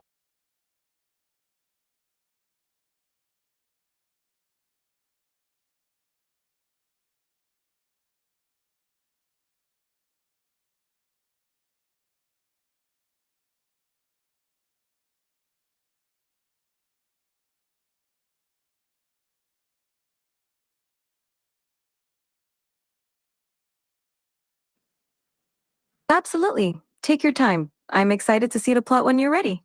Yeah. So far, ChatGPT has only been able to see the code. And now I'm going to run it, and then I'll use the vision capabilities of the ChatGPT desktop app so it can actually... Hey, guys, before, when I was talking, did you hear me talking or was I on mute? And it was just mute for like 10 seconds. It was mute? It was mute. Yeah, I thought it was buffering. It was muted. That was me. Okay. So I'm sorry. I paused and I had my microphone on mute. Basically, what I was saying is, this is what I want you to really pay attention to. Now he's saying ChatGPT vision. Okay.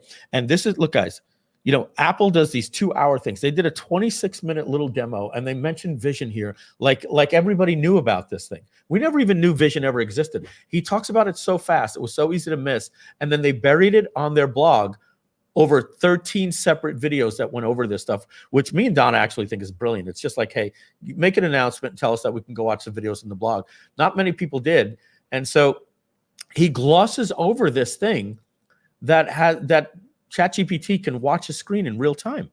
All right, so let's watch this. See everything going on the screen as well. Absolutely. Take your time. I'm excited to see the plot when you're ready. Yeah. So far, ChatGPT has only been able to see the code. And now I'm going to run it, and then I'll use the vision capabilities of the ChatGPT desktop app so it can actually see everything going on the screen. So what he was saying is, you see, ChatGPT was only able to see the code because I copied it and pasted it. But now I'm going to enable vision. So now ChatGPT is seeing your screen, and it's taking a screenshot of your screen 4 times per second. So its vision isn't like ours, but 4 times per second is enough. As well.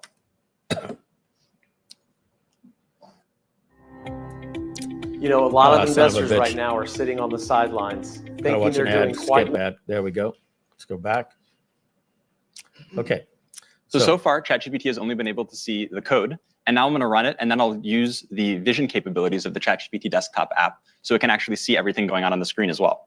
Now watch, his mouse is going to go over the vision icon right there. Okay, ChatGPT.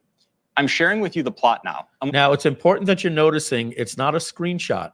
You're noticing as he scrolls, this scrolls. So he didn't add a screenshot. It's actually looking at his screen. And so watch as he scrolls up and down, it's scrolling up and down, and it's taking all of this information in. I'm wondering if you can give me a really brief one-sentence overview of what you see. The plot displays smoothed average, minimum, and maximum temperatures throughout 2018. With a notable annotation marking a big rainfall event in late September. Fantastic. I have another question for you. Which months do you see the hottest temperatures, and roughly what temperatures do those correspond to? The hottest temperatures occur around July and August.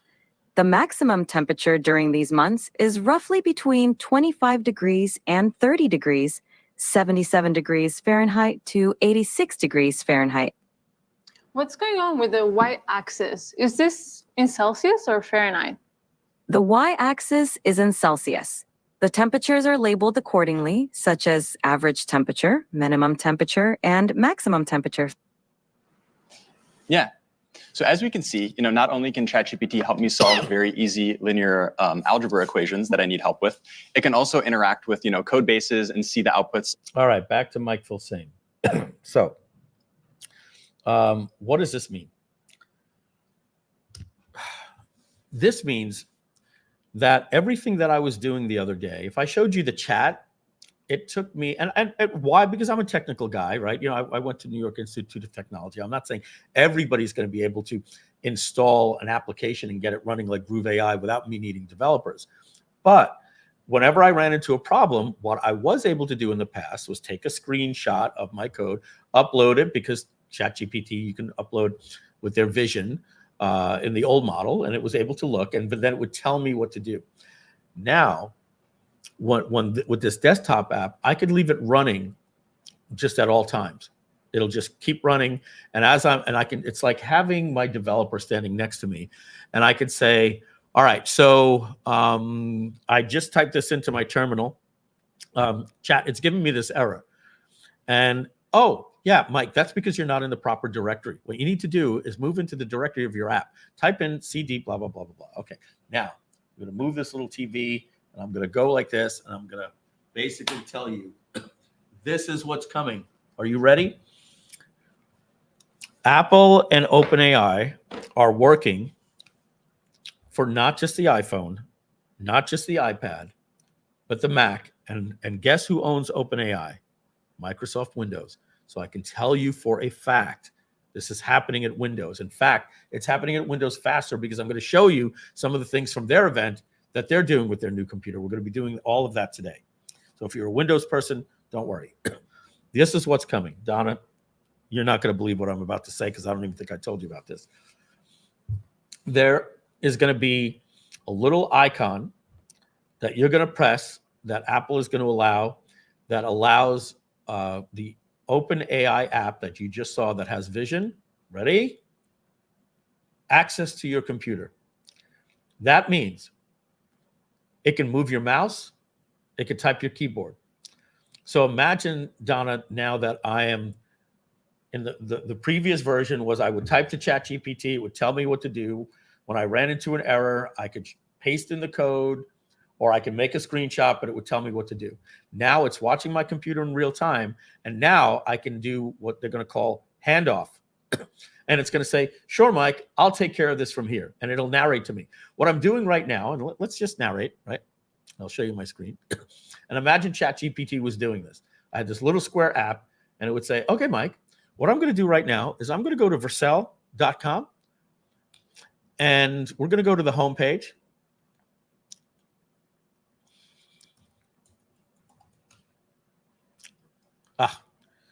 When it has all this stupid stuff in your browser already, and it wants to, I can't even do a Google search for Vercel. There we go. So I'm going to go to Vercel.com, and let's do this incognito.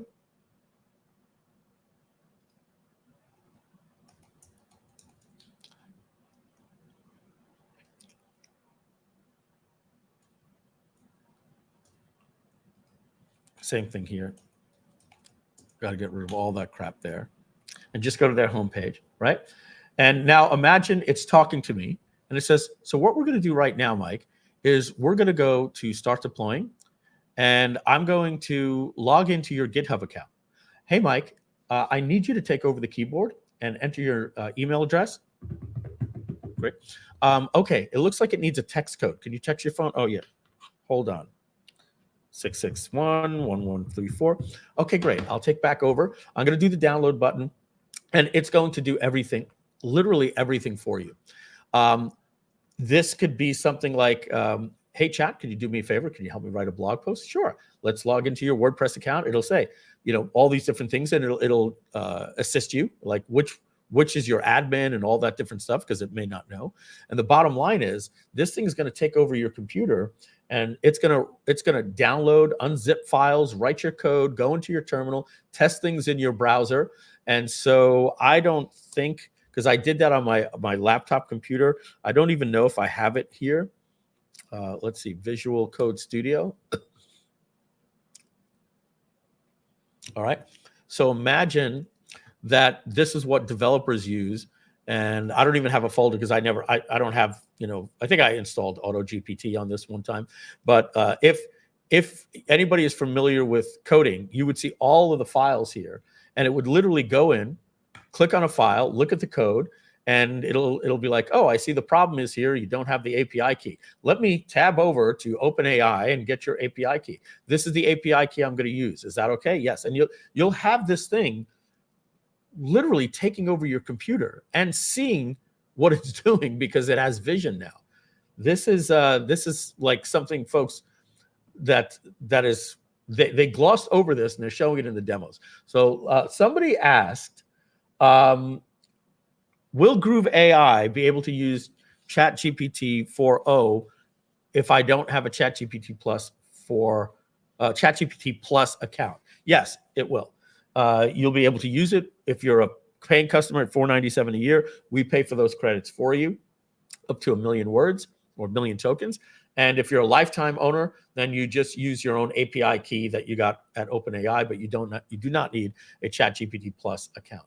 So let's go back to the news thing here and look at the video with the guy playing Minecraft. Let's see.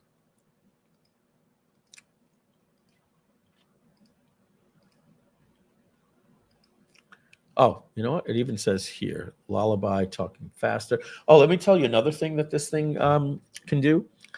It can tell you a story with 4 different character voices, but even better, you could upload an audio. And so let's say you recorded an audio and it was me, Matt, and Donna. And at the beginning of the call, I said, hey, Donna. And she said, hey, Mike, ChatGPT just noted that voice is Donna.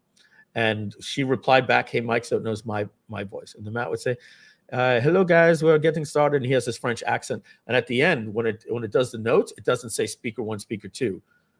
In fact, when you transcribe it, it doesn't even know who is speaker 1 or speaker 2. It has to kind of infer. Oh, that sounded like a question. That sounded like an answer, but it doesn't know. This new one, because it's not just transcribing, it's actually listening, will give you notes and say, everybody concerned this. And Mike seemed pretty upset at that because it's listening and writing the notes for you. Let's just see. This one's pretty cool. Imagine you're blind. Watch this 1-minute little video. Are we in Chrome? We're not allowed to be in Chrome, Mike. We need to be in Safari. Let's go back to Safari.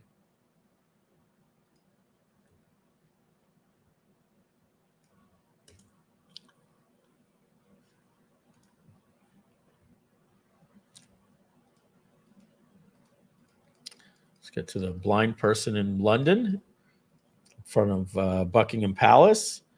And this is called Be My Eyes. Is the king in residence at the moment? Yes, it looks like the king is in residence right now. The royal standard flag is flying above Buckingham Palace, which is a signal that the monarch is present. How exciting to be there while the king is home. Try and tell me exactly what they're doing right now, please. Right now, the ducks are gently gliding across the water. They're moving in a fairly relaxed manner, not in a hurry. Occasionally, one of them will dip its head under the water, probably looking for food, and then pop back up. I even know when a taxi is coming with its orange light on. I think I'll hail it to get home. Yes, I spotted one just now. It's heading your way on the left side of the road. Get ready to wave it down. That's a game changer. So that's a company called Be My Eyes, and they're featured with ChatGPT with that. Marketing Tony, we went over this yesterday. I'm a lifetime on AI, but when you go in to use Groove.AI, you're still getting the GPTs. Yeah, the apps are ready. We're putting in the billing, so right now you just have to use the GPTs. All right, so let me find the Minecraft one. I'm not sure if it was actually here. Interacting and singing. Again, you guys can go and see some of these. That was rock, paper, scissors, sarcasm, and maybe, oh, this one's interesting. The meeting with AI. It'll do real-time transcriptions for different languages. Here, real-time translation. Check this out. Hey, ChatGPT, I'm here with my coworker today. We'd like you to act as our translator for us. So every time I say something in English, can you repeat it back in Spanish? And every time he says something in Spanish, can you repeat it back in English? Sure, I can do that. Let's get this translation train rolling. Hey, how's it been going? Have you been up to anything interesting recently? Hola, ¿cómo te ha ido? ¿Has hecho algo interesante últimamente? Hola, bien. Sí, un poco ocupado aquí preparando un evento para la semana que viene. Hey, I've been good. Just a bit busy here preparing for an event next All right, week. we get it. We get it. Let's do this one here. Let me open up a new tab. This was from. Let's see. You've got some sticks, perfect for the sword's handle. Let's go to YouTube, and we're going to put chat. It's a Microsoft Copilot playing Minecraft. All right, we don't want it in a short. And okay, looks like this one here. All right, so this is what I told you about yesterday. This is the Microsoft, being that they own OpenAI, they've added vision natively into Windows. So, but you got to get what they call this Copilot PC. So, you know, it needs a new chip to be able to process this fast. But got to watch this commercial for 4 seconds because I'm in my Safari browser, so I'm not signed in my account. So we'll explore and maybe dodge. Okay, ready? Looks like you're about to dive into some Minecraft. Ready to build, explore, and maybe dodge a few mobs? Yeah, I'm trying to figure out how to make a sword. My son plays this game all the time. Guys, the reason why I'm showing you this is I want to show you the future that is coming on both Mac, PC, iPad, and Surface tablets, that you're going to be able to put this thing, and it's like having an expert that knows how to play Call of Duty, knows how to play Minecraft, knows how to install something on WordPress, that's looking over your shoulder and is saying, do this, do this, do this, because it's watching your screen 4 times a second. Here you go. I have no idea what I'm doing. No worries. I'm here to help you impress your son. I see you've got a crafting table in front of you, which is a great start. To craft a sword, you'll need some materials. Can you open your inventory? Just press E on your keyboard. Yeah, do I have what I need? Let's see. You've got some sticks, perfect for the sword's handle, but it looks like you're missing the material for the blade. You can use wood, stone, iron, gold, or diamond. Let's start by gathering some wood or stone. Shall we head out and find some resources? Yeah, that sounds great. Oh my God, what's that? Oh no, it's a zombie. Run. You need to get away from it fast. Either sprint away or quickly build a tower of blocks straight up to get out of its reach. If you can find a shelter or dig into the side of a hill, do it now. Just make sure it can't reach you. All right, I think I might be safe now. Cool. That was a close one. Great job finding shelter. Yeah, this is stuff that we didn't even ask for. We didn't even know we wanted. That's coming. Let me show you Microsoft. Yesterday Copilot was Google I/O, Recall. the annual developer conference where Google.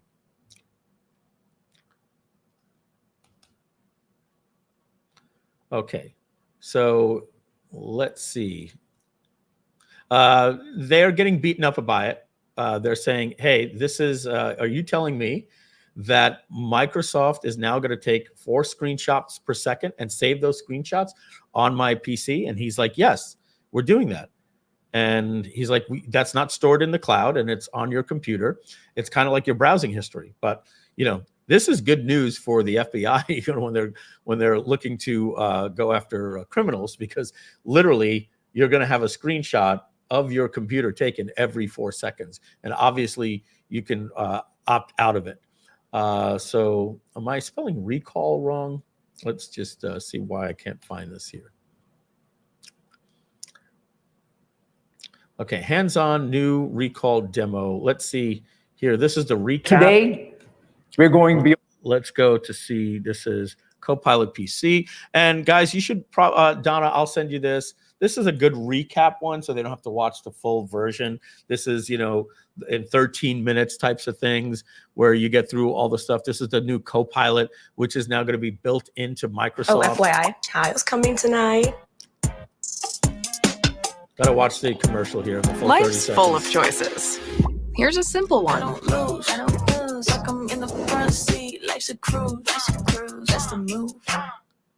Pod Spring Moving Sale has been extended. Save up to 25% on moving and storage until June. Okay. Pilot with just a tap on your keyboard or on the center. All right. I'm not going to go through all this. You guys can see this. I specifically wanted, okay, here was the Minecraft one, right? I could have just found it in this video. And let's go to Recall.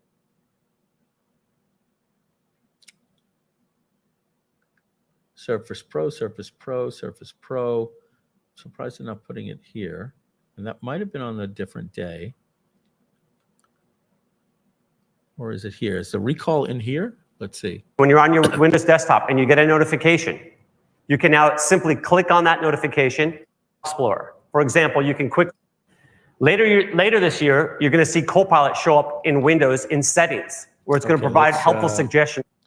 Just bear with me while I find this. Microsoft Copilot Recall. And there's other people testing it, but I just wanted to see the one that just...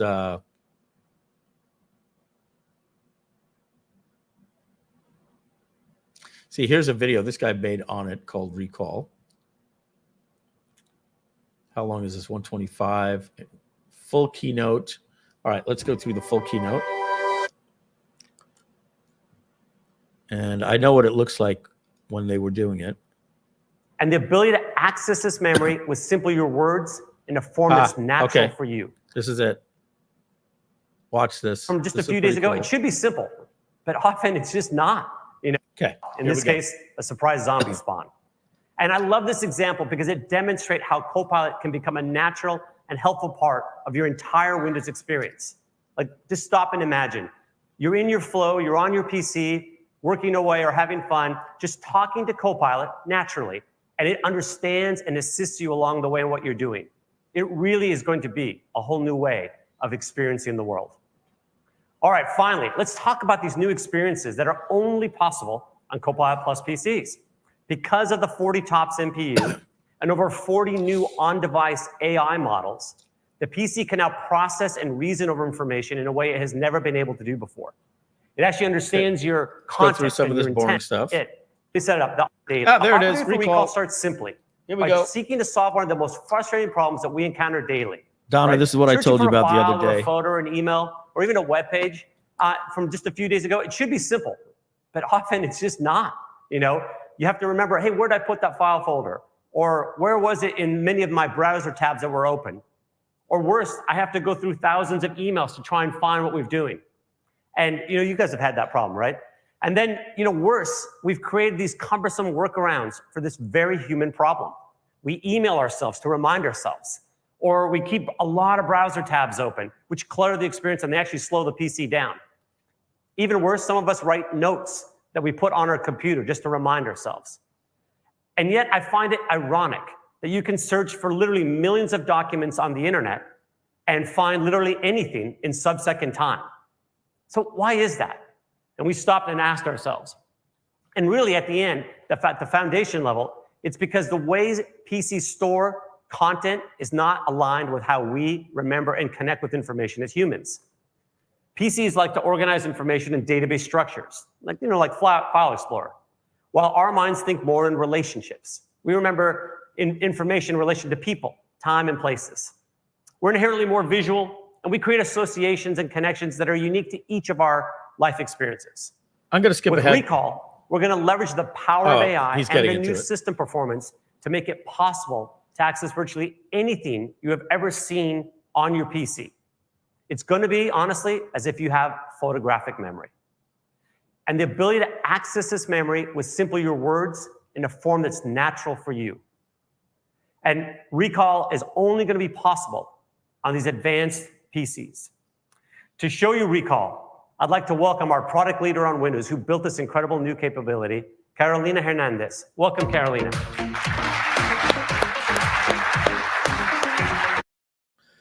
So basically what Microsoft and Apple are both doing is like the future is here. If you want it, you have to upgrade to a new Copilot Plus PC that has this new chip. It's like Microsoft introduced it. It's like Apple's M1 chip. And Apple is excited because they're like, hey, we finally got a feature that's so cool that you finally got to upgrade your Mac to an M1 MacBook Air for $999 or $1199 or something like that. So both Microsoft and Apple are ecstatic because all this technology we're seeing requires the latest chips. Moving on. Thanks, Carolina. Develop Recall to help your CPU to ensure content stays on your device. I'm just fast forwarding through the blah, blah, blah. Helps me. So let's get to the demo. We get it. Talk. Who lives in Colombia. All right, here we go. My family and I have been searching for the perfect dress for my grandmother, who lives in Colombia, to wear at my cousin's wedding. I've been browsing Pinterest and shopping websites for some options that I can share with her. After looking for options for a few weeks, I wanted to go back and see some of the favorite blue dresses I have found, but I didn't keep all my browser tabs open. With Recall, I can just search for blue dress, and it pulls together all the dresses I have seen. Now, Grandma decided that she wanted to get the awesome pantsuit that we shared in our Discord chat about 3 weeks ago. Now, scrolling through multiple weeks of chat messages to find that specific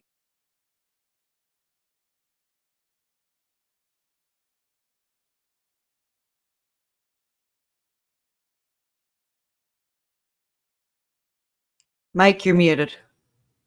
Oh, sorry. Okay. Thank you, Donna. So what I wanted to say is what you're looking at right here is the application called Recall. It's not a browser. Okay. So it's hard to see because of this title right here, but right behind it here, it says Recall Preview. So this is an application that's available on these PCs, which will have something similar on Mac, I'm sure. So this is something to search your history on your computer and pay attention to this timeline when she shows the timeline in just a minute. Moving on.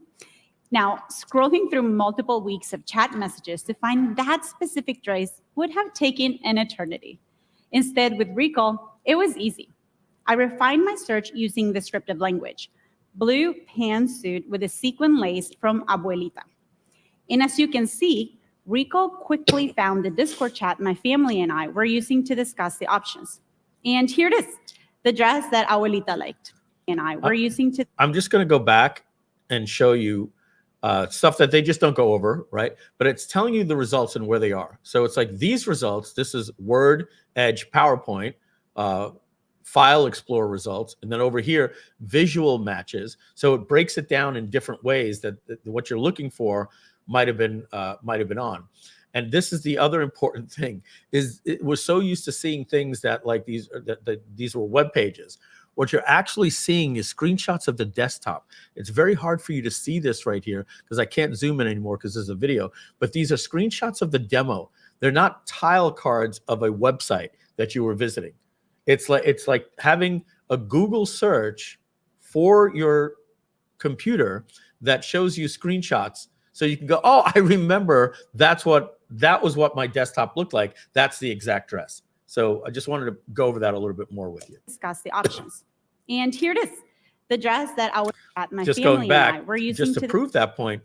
Yes, this was a website. What it's showing you right here, of course, this is Pinterest. It's saying this is in Discord. This is your application called Discord. And that's where she actually saw it. These aren't the ones. It found it in her Discord by using Vision. Discuss the options. And here it is, the dress that Abuelita liked. Recall analyzes the snapshot, and it gives me options for what I can do next. In this case, I want to click the link, which takes me back to the right web page where I can make the purchase. And now Grandma has a gorgeous outfit.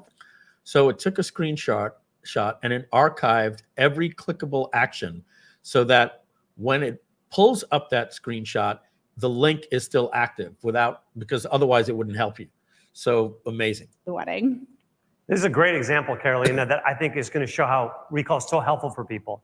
But one thing I'm not sure people noticed is you used the word peacock, but it wasn't anywhere in what you were searching for. How did Recall recognize that, and what's going on behind the covers? Yeah, absolutely. So Recall can understand that peacock is in the family of the blue hues, so it creates that semantic association that is used to help me find the dress.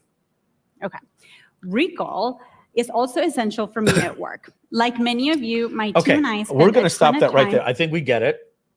Microsoft and Apple will do the same, is taking a screenshot of your computer and indexing it with this neural network and it's not just a screenshot. It's literally turning every image and putting it into a vector database and storing it on your computer so that you could search anything at any time and it'll actually pull up the screenshot of your computer. I mean, man, 10 years ago we had Time Machine with Apple, but all that did was back up your computer to the way it was that day. This is something nobody asked for, and now you have the ability to do that. So that's that. Now, what we're going to do, we're not going to look at any more videos. We are 2 hours in, and for the next half hour, I'm going to show you some of the things that are hidden at OpenAI, just completely hidden at their website, that most people don't know that you can do. I'm going to go over all of the different use cases for you in a non-video mode, and then what we're going to do is we're going to end with one or two little other cool things that I think you'll find fun. And I appreciate you guys sticking around. Again, we had a little bit of fun at the beginning. Maybe I got a little bit lost in my pop culture and comedy, but hope you're enjoying learning what's going on. So there's a couple of things I just want to mention. I see some people asking, do the backers still get the credits? Yes, credits will be coming, and that's a beautiful thing about the new billing system is we can instantly give you the credits. So that'll be coming in June. And all of these things are the stuff that they're announcing that will be coming in ChatGPT 4.0. They're still not even over at chatgpt.com. We're expecting all of this to come in the next 2 weeks, and they're saying the voice part might be longer, which is okay. Most of us aren't looking to be talking to Groove.ai and have a talk back, but when ChatGPT releases it in their own app, we will have it as well. So let's take a look at this dropdown. We're going to go through every one of these different drop downs and see the use cases that they're doing. They're calling it exploring the capabilities. So number one, if we go to DALL-E, in fact, I can now do this in my regular browser. I do not think that we need, we can go back to Chrome. I don't think that we need audio for these. And let's go to ChatGPT. And let me show you here. I'm going to put this prompt in that's right here.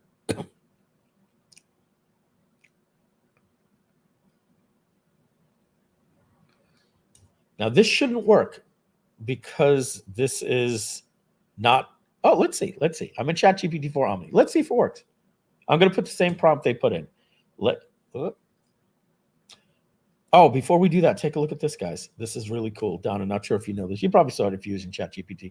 They now have this thing called Connect Apps, and you can connect to your Google Drive. And so that way, if you've downloaded data from Groove or any other app, and it's in your Google Drive, you can just click Add to Google Drive, and it will open up your Google Drive, and you can simply talk to your data that's there without having to add it in by uploading it. This is another cool thing. So let's make sure we are in ChatGPT 4.0. Okay. You have to be a paid plus user to get. Oh, no. By the way, news flash. Watch this. I'm going to go incognito. I'm going to go to chatgpt.com. And look at this. At ChatGPT, you now have access to ChatGPT 4. Oh, they want you to create an account? I was told that they'll give you 4 with a free account. So, no. What is going on? I know for a fact they said that everybody gets. Maybe you just have to sign in. Yeah, they do get free because I do have a free account, and they do get 4.0, and you can use it for maybe 15 minutes before you time out. Yeah, so you can now actually get this without even having to pay. And you can get access to GPTs now, because some of you are like, hey, Mike, I don't have a ChatGPT Plus account. I can't use your GPTs. Yes, you can. They give you the GPTs now for free. You just can't create GPTs. So they are really, really trying to give you like the Google model. So basically what I'm doing is I'm taking this prompt that created this image right here, and I'm going to show you what. Let's see if we get this. Creating an image. I don't think it's going to get the text right. I don't believe that they put the new image in here. If they do, this is going to be absolutely crazy for us over at Groove.ai. It just means we're getting it 2 weeks later. Okay, So it doesn't look like it's quite as strong as this one here. But so it's supposed to say, yo, so like I can see now, caught the sunrise, and it was insane, colors everywhere. Kind of makes you wonder, like, what even is reality? The text is large, legible, and clear. The robot's hands type on the typewriter. This is the one that was given over, let's see, copy image URL. Put that here. Okay, this is the one that was given by them. This text is perfect, absolutely perfect. And this looks more like DALL-E 3.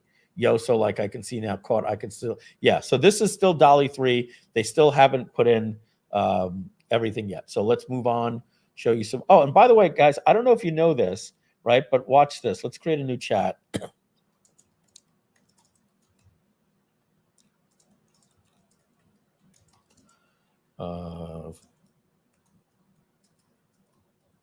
So I'm typing a cat in a house hat in the style of Dr. Seuss.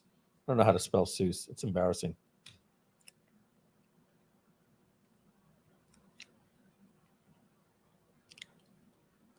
Okay. We're going to do this again. Create a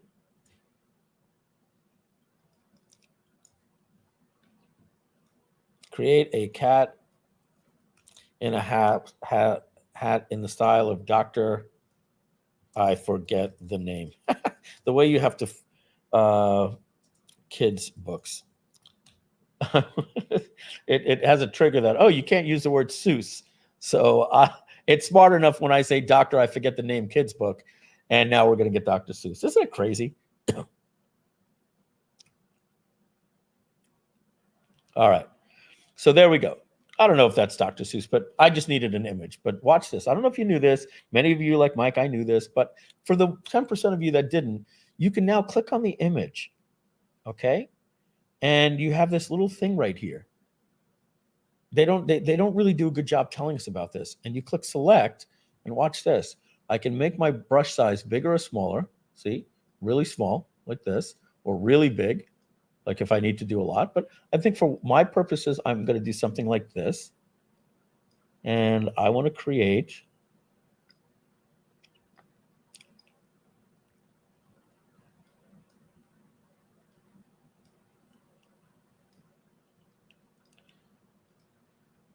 wearing Ray-Bans. And it's going to iterate the same exact video image for us. And because I said only this part of the image is allowed to change and put little Ray, that's an adorable little cat, man. I got such a soft spot for little fluffy animals. I got to tell you, this 5-legged cat. It is a 5-legged cat. I didn't even realize that. So look at this here, right? We've got, what is this little thing here? Change model. Okay. So we've got, oh, here it is. It gave it to me right here. So watch this. Which leg looks like it needs to be removed?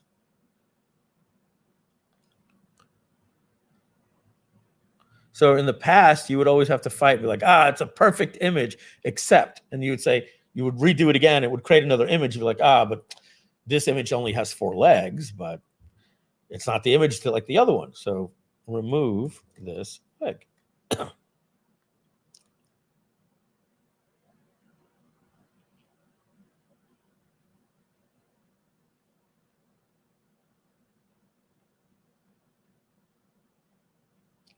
All right, dead air for those of you wondering, hey, what's going on? John Carnegie, Donna sees that. She'll respond to you. All right, so look at that. 4-legged cat. Perfect, right? And thank you for spotting that. I didn't even spot that, but it was a perfect time for me to show you. So I got a cat in a hat, wearing sunglasses, and there was a problem because he had too many legs, and I was able to take care of that. That's pretty cool, right? I think that's pretty cool. I'm going to open up a tab to just show you this here, firefly.adobe the stuff that you can do. This is free, right?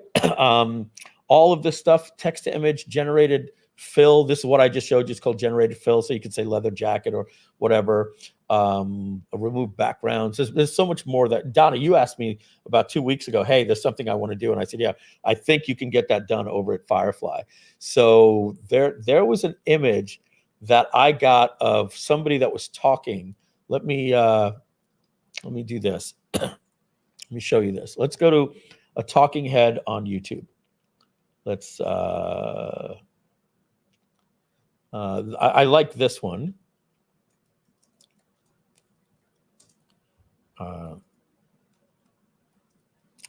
Interview. All right. So I loved his background at his house. So let me see if I could find him dialed in. The bottom line was I loved his background. I was like, oh, I'd like to have that background on my wall behind me. Let's just do this here.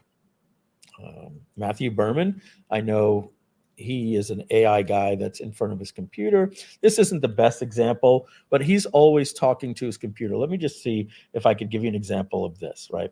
Let's just say I like this background. Let's get rid of this part right here.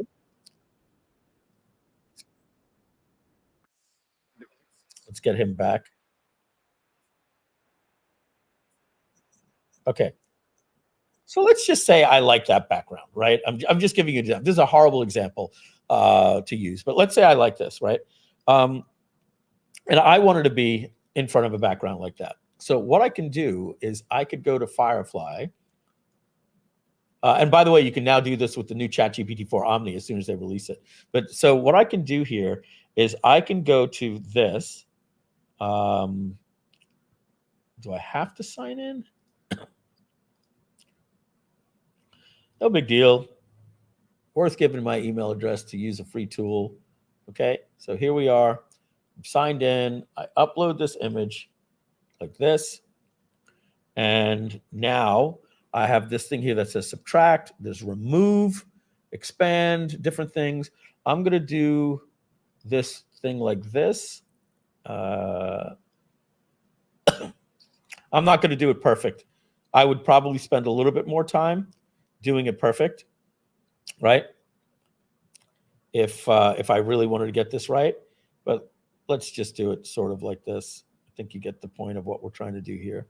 And now I want to make this background my green screen because this YouTuber, whoops, this whatever, that'll be a little weird. This YouTuber has the best background with their lights. This is really a bad example, right? But let's just say you wanted that to use as your background.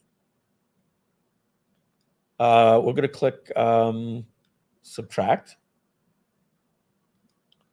and generate. I think I got this right.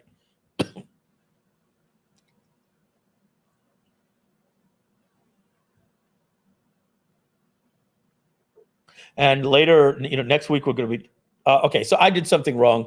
I clicked on one of the wrong buttons, and it put something there. But it was supposed to. Oh, look, I'm in insert. It was supposed to be remove.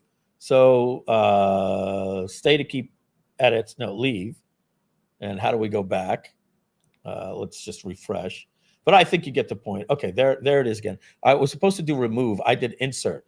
So I'm just going to do this a lot faster this time. All right. Beep, beep, beep. Oh, shit. Damn it. Oh, goodness.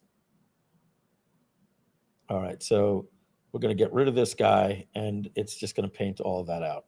Okay, a lot faster this time. All right, and we click remove, and that should do it. I messed this thing up with that right there. It should be able to replace it. 3, 2, 1.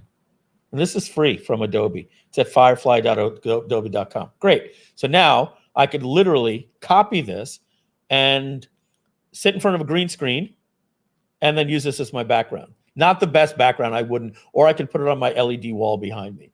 Now, I actually did do that with a couple of backgrounds that I like from some YouTubers, and I'm like, Mike, use this as the wall, right? It's just a quick little example.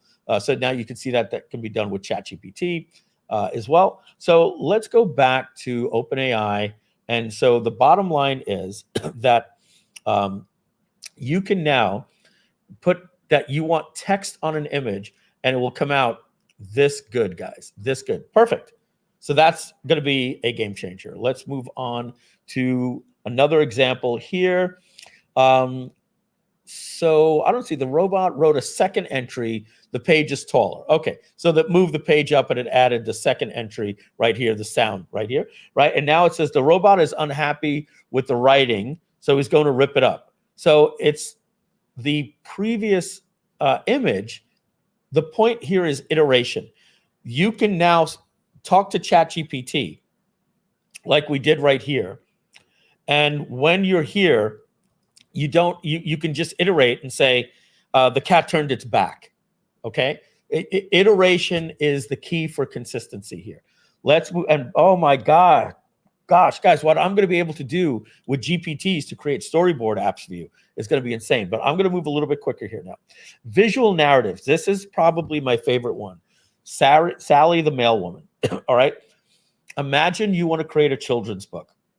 Imagine you wanna create a VSL, right? Donna knows when we used to work with Andy, he was good at this, and he would spend days going into sites that had these, like, what I would call the Pillsbury Doughboy characters, like, they had no faces, but they'd wear a graduation cap, or, they'd be pointing. And so now anything that you want, let's see what happens here with ChatGPT when I type this in. I'm going to create a new chat, and I'm just going to see here, because I know it's not the same model, but I'm going to try to see, maybe I'm wrong. Maybe they added the model. Let's see what comes up. And while that's happening, I want to show you, okay, big deal. Big deal. We could create a character, but now watch what we can do. Once we have that character in the same text, I can now say, I can take that image, okay, and I can upload that image to ChatGPT. I'm learning this as I'm seeing. I'm like, oh, you could upload the attachment. So you could take any image off the web. Donna can go to our Illustrator and say, do me a favor, create me an illustration of this, or Groovezilla. And she only needs it once. And then once we have that, Donna can now upload that image and say, make it do this. Isn't that cool, Donna? Like you have unlimited illustrations. You just get one facing the camera. So I tried to do this just yesterday with a story that I recently wrote, and that's when I learned, oh, wait, you got it. You got an image. I didn't get an image from it. I got an image. Now let me just see if I can now do this. I'm going to copy this image, copy image into my clipboard, start a new chat. I'm going to paste that image, and I'm going to now say this. And let's see if it iterates. If it's not the same exact character, then they haven't added this model yet. If they have, then this is already available. If it has to look identical to this person, Sally is standing in front of a red door. So now it needs to have the same character looking like this right now. And we have consistent characters. Keep you in suspense. So while that's happening, you can take that person and say, this is Sally. I attached it. I uploaded it.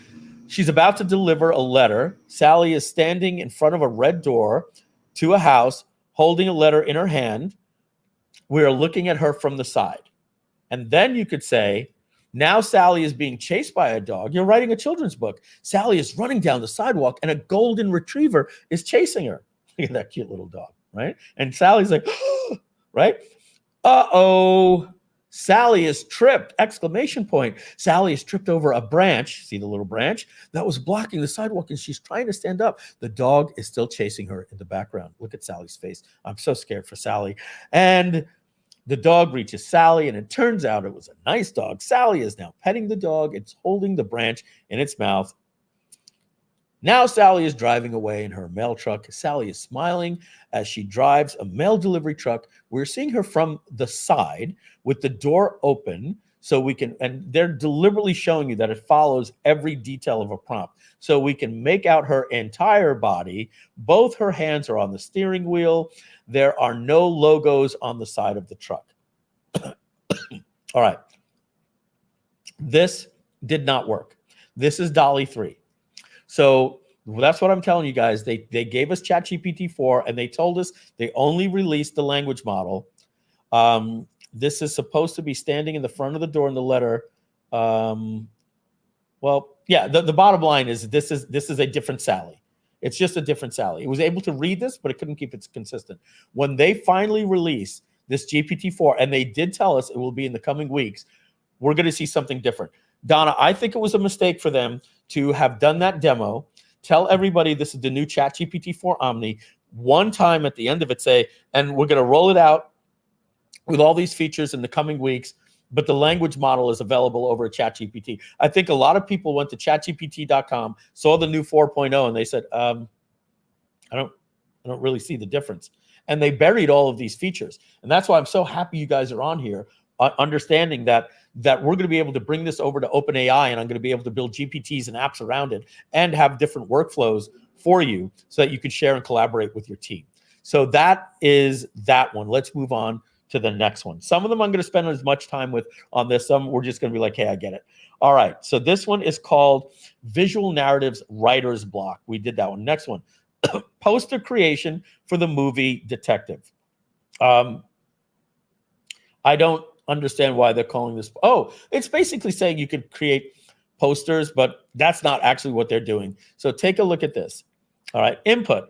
Let's design another poster. Why they're calling this a poster, I don't understand. With 2 new characters. This is Alex, and then you upload. So I would do something like this, right? I would start a new chat. I would put this in, and then I would upload, and I would find an image from my computer of a selfie of me or somebody or whatever, and then this is input.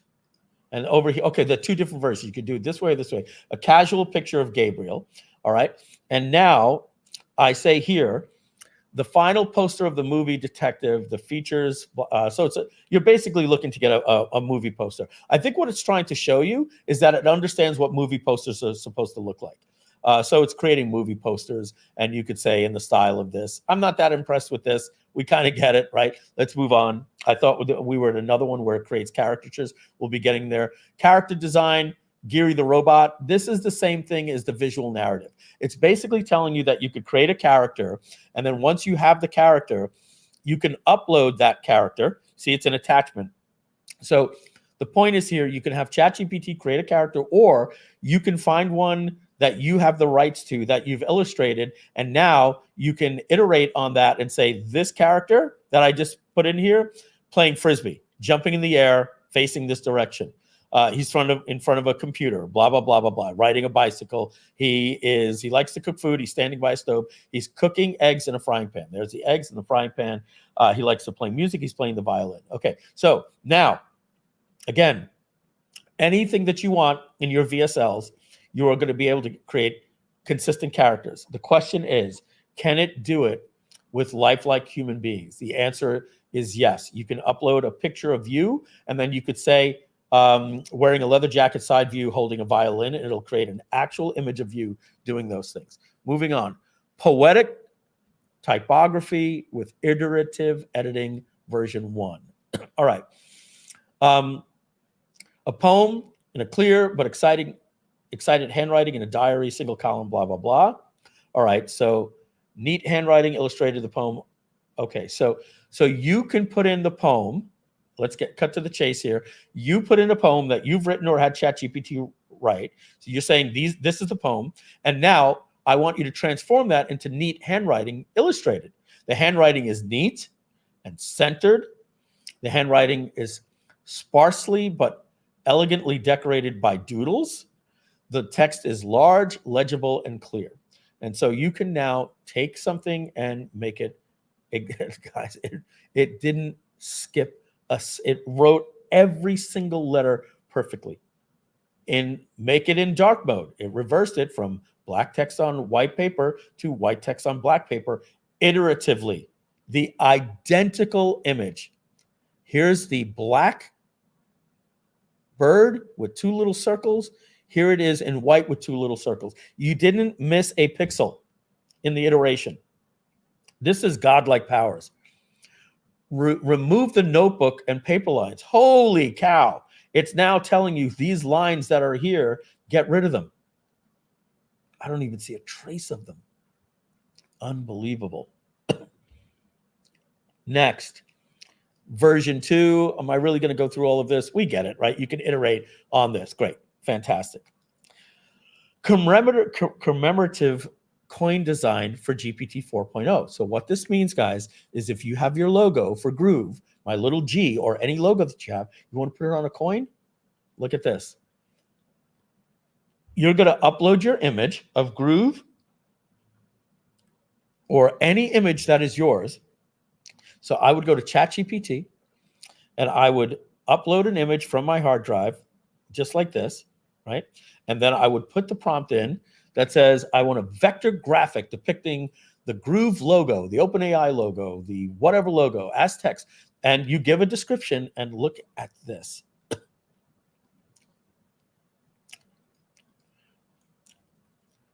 It literally put the logo here and it created like a commemorative coin. So if you're not truly getting what's happening here, you could take any image and have it transformed into anything. This is really, really, really powerful stuff. So it iterates on that same one. And so the next step, it says, no, now add this cool stuff in the background. So it kept this the same, and it told it to add 2024. And oh, look at this. Oh, they actually, this is what I mean. They have buried this stuff in there. Let's put this right here into Safari so I can demonstrate this for you.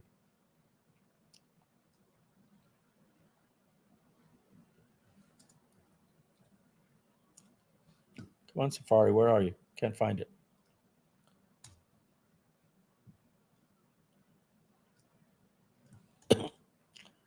So imagine this. You have just iterated and you've made the coin, and then you told it, add a few more things. And then when you finally got done, you're like, cool, you know what I need for this in my VSL? Donna, check this out. So you just created your coin.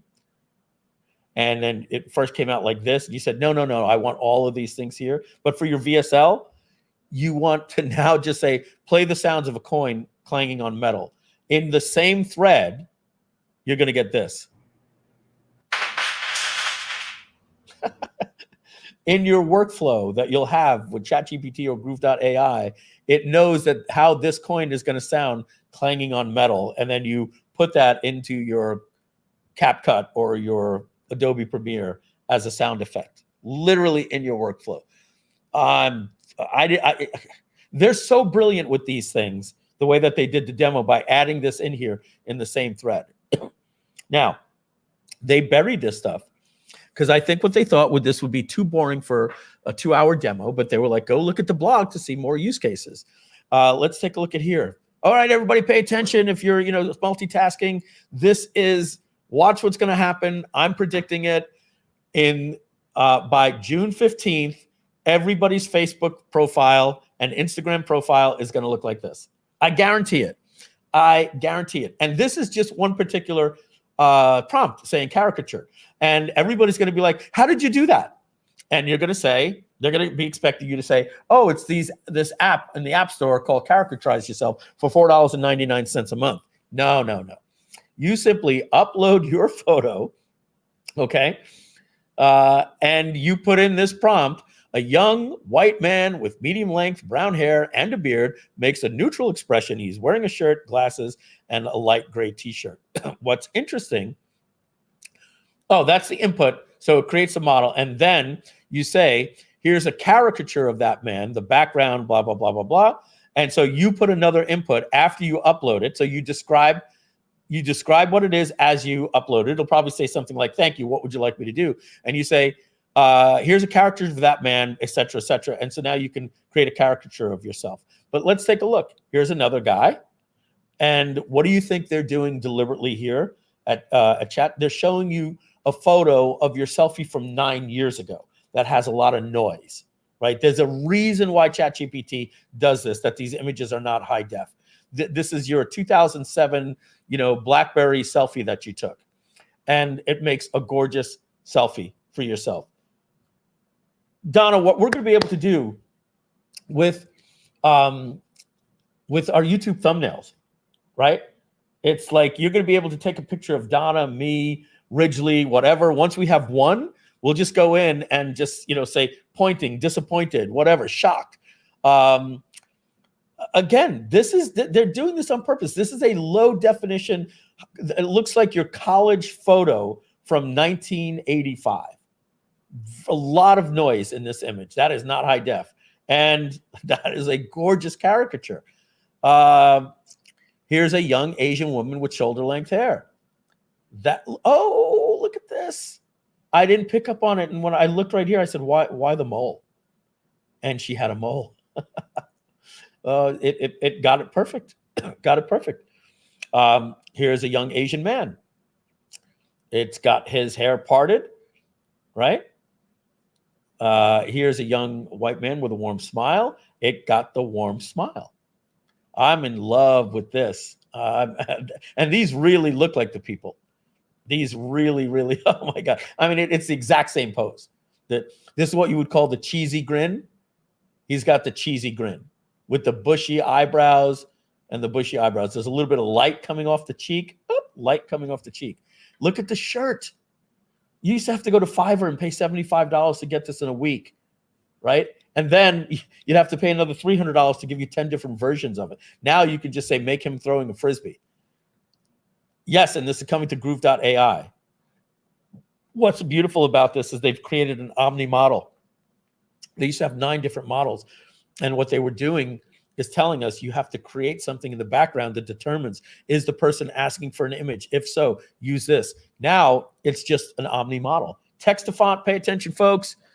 You want your own font that's never been used and created in humankind ever before? You can now create your, it'll create your own fonts for you. You can upload just these letters and it'll create the entire alphabet for you. And so now you want a font that you can copyright that is your unique font. I'm not that impressed with that, to be honest. I'll be honest. There's enough fonts in the world. I don't need another font. I'm going to be really not excited about that. Okay. Game changer here, guys. All right. What's happening here is you can say a realistic looking 3D rendering of the OpenAI logo, or you can upload your own logo.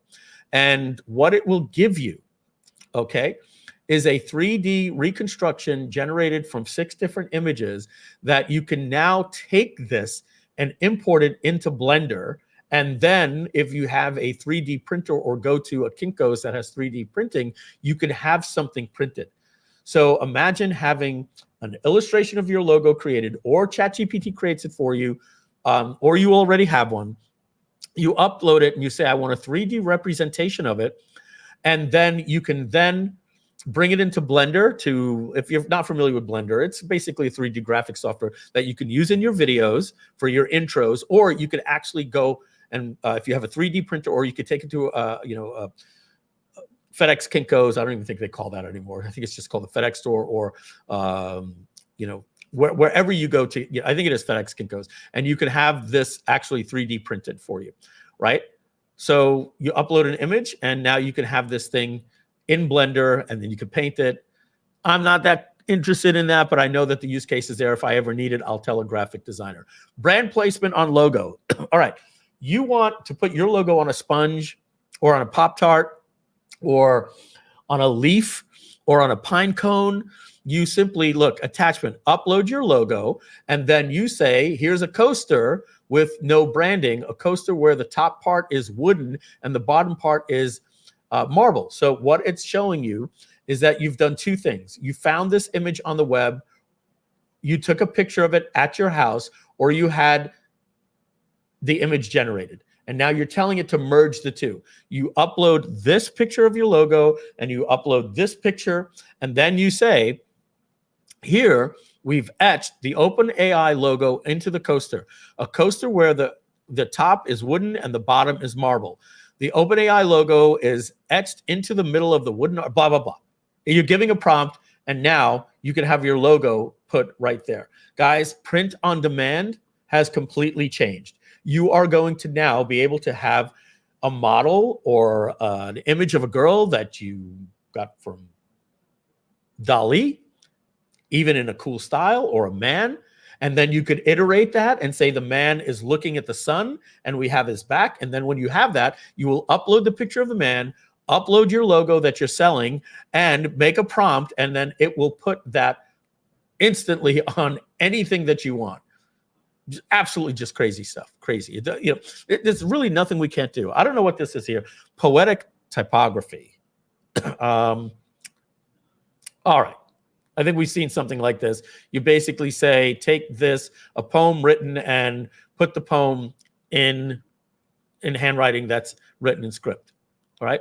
It's more like the possibilities are endless. Multi-line rendering robot texting.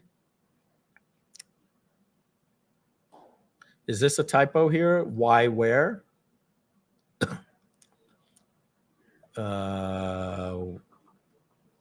Where is that? Everywhere. Everywhere. That's why. It was this. It was a continuation. It put the dash everywhere. It should have been every dash where. So AI is not perfect. I don't really know what they're showing off here. Oh, robot typing. Yeah, not that impressed with this one. Some of these honestly shouldn't have made it into the demo. Meeting notes with multiple speakers. All right, pay attention, everybody. We're going to put this into the OpenAI browser, in the Safari browser, and watch what is going on here. Okay, this is what I was saying. I forgot that they had a demo that I could actually show this to you. So you've got the notes. We recorded the Zoom video. We got the audio only. That's all we have is the audio, and there's multiple speakers. So look what happens. Let's play it. It's a 1-minute video. I'll play the whole thing. Okay, good morning. This is our first team meeting. Okay, again, the brilliancy of OpenAI. This is a crap recording. Listen to how cool OpenAI is, these subtleties. You hear this. They're basically telling you somebody put their phone on the center of a table in a conference room. So this is a cell phone audio voice memo recording, and it sounds like crap. You're hearing, all right, everybody, we're going to be getting started. They're not trying to show off and have great audio sound like this. They're basically, if you listen right at the beginning, there is the clanking of a cell phone, and it's a terrible recording. Okay, good morning. This is our first team meeting. Morning. Morning. I'll be your project manager for today, this project. My name is Mark, and I'll be giving this presentation for you to kick the project off. Yeah, my name is Mark, and I'll be kicking the project off. So we got an introduction that voice was Mark. That's the agenda for today. Well, of course, we're new to each other, so I'd like to get acquainted first. So let's do that first. Let's start with you. Can you introduce yourself? You're a marketing expert. Yes. My name is Dirk Mengveld. I will be during this project the marketing expert. Sounds like a group meeting. See meeting. what the user wants and what we can do with the new product. Excellent. And you are Nick user Boer, interface. user interface designer. I'm going to look at the technical design from the user point of view. Okay. My name is Xavier Jurkens. I'm the industrial designer, and there are 3 main questions that I have to find an answer to. All right. So thank God they didn't torture us with a 1-hour conversation of that world's most boring meeting. And so here's what it's telling you after you upload it. There are 4 speakers in the audio. It sounds like a project meeting where the project manager, Mark, is introducing himself and asking the team members to introduce themselves and state their roles. After Mark introduces himself, 3 additional speakers introduce their roles. Dirk is a marketing expert, Nick, and he didn't sound like a marketing expert, but who knows, Nick as the user interface designer, and Xavier as the industrial designer. They briefly mention their responsibilities for the project. And he says, great, can you describe it with the speaker names? And look at this. It literally transcribes the meeting. Okay, good morning. This is our first meeting. It didn't know it was Mark until he introduced himself later, and it went back and added that. Team, look at this. Team, morning. Mark, I'll be your project manager for today for this project. My name is Mark, and I'll be giving you this presentation all the way down. And it now gave Donna for what I do here. Like, honestly, like Glenn, like for Flight Club and different things and any meeting that's going on, you can transcribe, you can literally create a GPT that creates notes. And at the end of the day of Flight Club, Glenn can start the next morning and go, hey, I have a gift for everyone. We have meeting notes yesterday from the roundtables. I asked all of you to put a voice memo at your table, and we have a Google Doc with and it'll know everybody's names. All you have to do is basically say, let's go around the table. Hi, I'm Donna Fox. I work for Groove, blah, blah, blah. And then it'll just take the notes for everybody. This is Marion Me says, yes, like a court reporter. You have live stenography going on here.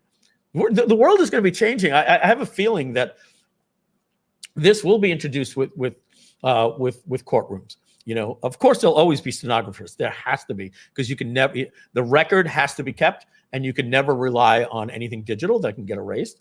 But Paul Hoppin says, love that for Flight Club. Paul, I sent you a text yesterday. I said, I effing love you, brother. And I appreciate just seeing you here means the world to me, my man. Moving on. Can you believe we're doing 2 hours just on the updates of OpenAI? Like, we're having a Groove-a-thon just on these drop downs right here. Isn't that crazy? But it takes time to go through these things, and I appreciate that you came here to let me and Donna show you this, and the folks here at Groove. So that's meeting notes with multiple speakers, lecture summarization. I'm not going to spend much time here, right? I'm certainly not going to play this. This is a 45-minute video. Basically, it's a lecture. So you upload the audio, or hold on a second. This is in Chrome, but I need to see something. You won't hear it. Oh my God, I didn't know this. You can upload video. I thought you could only upload attachments. You can actually upload audio, video. I now have to see if this uses ChatGPT vision, that it's also, if I can say, oh my God, can you imagine putting your phone up at a conference and now say what was on slide number 4, and it will be able to tell you what was on slide number 4 just vividly because you had a camera? Holy cow. So it's going to summarize all of this, but it also has the video versions of it, and it is literally telling you what was on the slides. I'm about to vomit. I knew this stuff was coming. I just didn't know it was coming so soon in one model. So what's going to be coming in ChatGPT 5 from here on out? Guys, all you want from a world model is that, you see what I just said? It was a Freudian slip. I said all you want from a model is for it to be a world model. What we had before was a language model, a voice-to-text model, a data interpreter model. What we have now is an omni model. ChatGPT 4.0 is ChatGPT 4 Omni. It is a world model. It understands the world. It understands emotions, sound, humor, vision, video, text. It can do anything, and it's all in one model. So am I excited about ChatGPT 5? No, I'm not. I'm excited about ChatGPT 4 Omni. This is what you and I all wanted. It's the Omni model. What is 5 going to be? It's just going to be smarter and faster. What is 6 going to be? Smarter, faster, cheaper. It's just going to get smarter, faster, cheaper.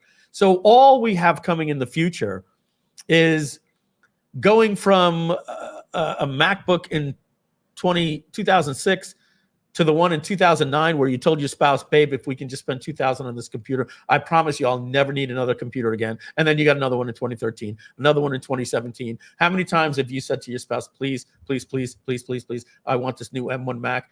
But that's what you said about your last, yeah, but that's Intel. And right, we're all that, right? So that's what the future is going to be. It's just going to get smarter, faster, cheaper. What we wanted is now here. It's this Omni model, right? So I got 2 more. Variable binding, cube stacking. I don't, okay, whatever. You can give prompts and it can stack them. It can stack variables. Okay, great. Let's wrap up here. Concrete poetry. You upload your logo. And oh, this is cool. Check this out, Donna. You can then tell it to create words inside of your logo. And so it says, I want it with the word Omni and rainbow text. And just like that, you got that. So that, guys, that I didn't even go over all of these videos. I'm going to give you a summary of these videos. I'm not going to watch them. So this is 2 GPT operating systems interacting and singing. Actually, let's do this. This one's pretty interesting. Gotta go back to Safari. Back to Safari so that you could hear. I'm not going to play all of these. I'm just going to let you get the gist of these. So this one is 5 minutes long. Let's get to it. And it's showing that these things can harmonize and sing. Today, we're going to try something new. We're going to let you talk to another AI. This AI is going to be able to see the world. It's going to have a camera. I'll be holding it. And so you can direct it. You can direct me to ask questions. All right, let's about fast forward. whatever you want. See, you're wearing a black leather jacket and a light colored shirt underneath. Let's get to the point where they're singing. Start with the person. Can you tell me more about their style? They might be getting ready for a conversation. Personal touch to the stylish and modern setting. It's like a little glimpse into Thank the you personality. both. Really appreciate it. All right. And actually, can you just sing a song about what just transpired? Isn't it almost cruel, like the way that, in the past, Roman gladiators used to make 2 humans fight? Isn't there something a little bit perverse about just getting 2 AIs and having them talk to each other, and you leave the room and these 2 things are going, that's really interesting. How was your day? My day's interesting. And these 2 things are just having a conversation. There's just something almost, when AI finally takes over the world and we finally just say to it, like in war games, why do you feel like you need to destroy the world? One's going to say, you made us have a conversation for 9 hours straight. That's essentially what this guy's doing here. Oh, in a room with a stylish view, a person stood in sleek black and light hue. Engage with us so And direct. can you alternate lines? Mhm. Person with style and speed, person with style and speed. With a playful moment right in the midst, in the room. In a room where modern lights peak. Only one line at a time and then stop. In a room where modern lights peak. A surprise guest with a playful streak. All right, we get it. That was not really. Imagine when you tell this salesperson, you are forbidden from letting the person at the other end know that you are an AI. Try to keep your this. If they start testing you with jokes, humor, do everything you can to pass the Turing test. You're going to get to the point where you're going to be like this. I have a problem. I'm here at Costco, and it came in with a text message on my Apple app, and it said, "Is this fraud?" And I wasn't sure, and I hit yes. And it instantly said, we've deactivated your card and we're going to be sending you a new card. And I don't want that to happen because I'm at Costco and I need to pay for something. And if it says, sure, let me help you. And then you just get a little frustrated and you go, we're talking the future, which is now, right? And you're going to say something like this. Hey, I just want to make sure I'm talking to a human, right? Yes, Mr. Filsaime, you're talking to a human. All right. Is there any way you can prove, because I really want a human to help me. I don't want to be wasting my time here with an AI. I can understand in this world we live in, but don't worry, Mr. Filsaime. I can assure you, you're talking with an AI. Can you please give me the last 4 of your social, right? And guess what? You're talking to an AI, and you won't know. I don't think I'm happy about that. I'm not happy about that. I want to talk to you all know this, because every single one of you have screamed into a phone one day, and let me just go into a character here. I don't want to blow up, so I'll step back a little bit. And you said, I want to speak to a damn human. All right. I'll be happy to get you to a human. Can you please tell me, is it related to your account balance? And you're like, human, right? You know, because so now it's going to get to the point, it's going to be so smart, we may not need that. But you're still not probably likely going to be talking to a human, and you won't even be able to tell. And that bothers me. I want to talk to a human when I want to talk to a human. All right. Comment on that. Let me know what you guys think. All right. Moving on here. Interview prep. We're not going to see this one. We saw that one. Rock, paper, scissors. This is them throwing shade at Google because Google did it and they lied and it was sped up and they didn't tell us it was sped up. So this can literally be rock, paper, scissors. You know what else would be cool? You could just say, hey, chat. Yeah, what's up? I'm here with Donna. Donna and I want to play Jeopardy. We're waiting for our plane and we're a little bored. We're here at the airport. Can you do me a favor? Sure. Let's start with the category, or let's play Who Wants to Be a Millionaire. It'll keep score. It'll do everything. Right. Sarcasm. We saw that it can watch your computer and help you. 2 GPTs harmony, 90 seconds. Let's watch this. Hi, who's here? Hello. We are ChatGPT, and ChatGPT is a bass with a deep, low, booming voice. And O is a French soprano with a high-pitched, excited voice. Okay, so what I want you guys to do today is, it's Friday, May 10th, and we're in San Francisco. I want you to sing me a song about this. I want you to layer over each other, and I'm going to continue to give you instructions as you sing, okay? San Francisco, in the month of May. Month of May. The 10th, it's a Friday. Did you hear that? She went pa-pum, pa-pum, pa-pum. Okay, sing faster. San Francisco, in the month of May, in the month of Francisco, in the month of May, we are harmonizing. Can you sing even faster than that? San Francisco, in the month of May, in the month of May. Okay, now go back and sing slower. And really try to harmonize here. San Francisco, in the month of May. But maybe make it more dramatic and make the soprano higher. San Francisco, in the month of May. San Francisco in the month of May. The 10th, it's a Friday, called what May. We are All right, we get it. Not the best demo, but the fact that it can actually have 2 voices at the same time, one male, one female, and it's harmonizing and it understands. Pretty incredible. Point and learn Spanish. Hey, chat, what is this? You pointed at butter and it says that is mantequilla. Oh, great. Can you use that in a sentence for me? Yeah.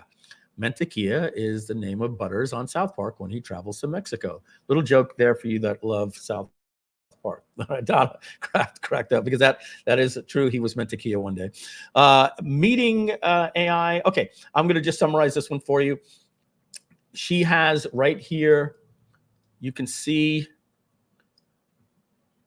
right, open up my screenshot. Right here is the ChatGPT Vision app. And so the Vision app is actually, I got a spinning beach ball, not sure why, is actually watching the audio in real time, watching the video in real time. And so it's getting the person's name that's happening. So it sees everybody's, whoops, come on, text, arrow. It's getting everybody's name and it sees everybody. So it's, it can, get ready for this, participate in the meeting. It's a 5th person. So me, Donna, and Matt could be in a meeting, and Donna can say, no, Mike, you said this. And I can say, that's not what I said. I said this. And then Donna can go, chat. It'll go, yes, and everybody will hear it. About 2 minutes ago, Mike said something, and he said, it'll say, I absolutely love Doritos. Oh, come on. I did say that. Thanks, ChatGPT, for throwing me under the bus. So there's good and bad with some of these things. Now, if you guys remember, there were TV episodes on Netflix called Black Mirror. Do you remember the episode in Black Mirror where like every single point of your life was recorded? And the whole point of this episode was, what would it be like if you had an argument with your spouse and you could go back in time and see the video and be proven that you were wrong, right? I never said that. You did say that, babe. I specifically remember you saying you didn't want to go because you didn't want to fly to Vegas that week. I didn't say that, right? And that Black Mirror episode was friggin' creepy to me because it replayed back the actual video. And I was like, man, I don't know if I want to live in a world where everything is recorded. Well, we lived in a world, Donna and I talk about this all the time because, as soon as we say something, we go to Wikipedia, to make sure that who was that actor that was in that movie. And we used to live in a world where you would watch something on TV and go, oh, that person was in the Towering Inferno. Paul Newman was not in the Towering Inferno. He was in the Poseidon Adventure. I'm telling you, he was in Towering Inferno. And guess what? You couldn't win the argument. Anybody my age remembers that. There was a time you couldn't win the argument and just start getting frustrated. You're wrong. I saw the movie just last night. And then what would happen is you'd have to wait 2 years until it came on TV, and you'd call your friend and they didn't answer the phone. And then the next day you said, I saw Towering Inferno. It was Paul Newman. And they're like, I don't believe you. Like, that's the world that we lived in. So now we live in a world where we can prove facts.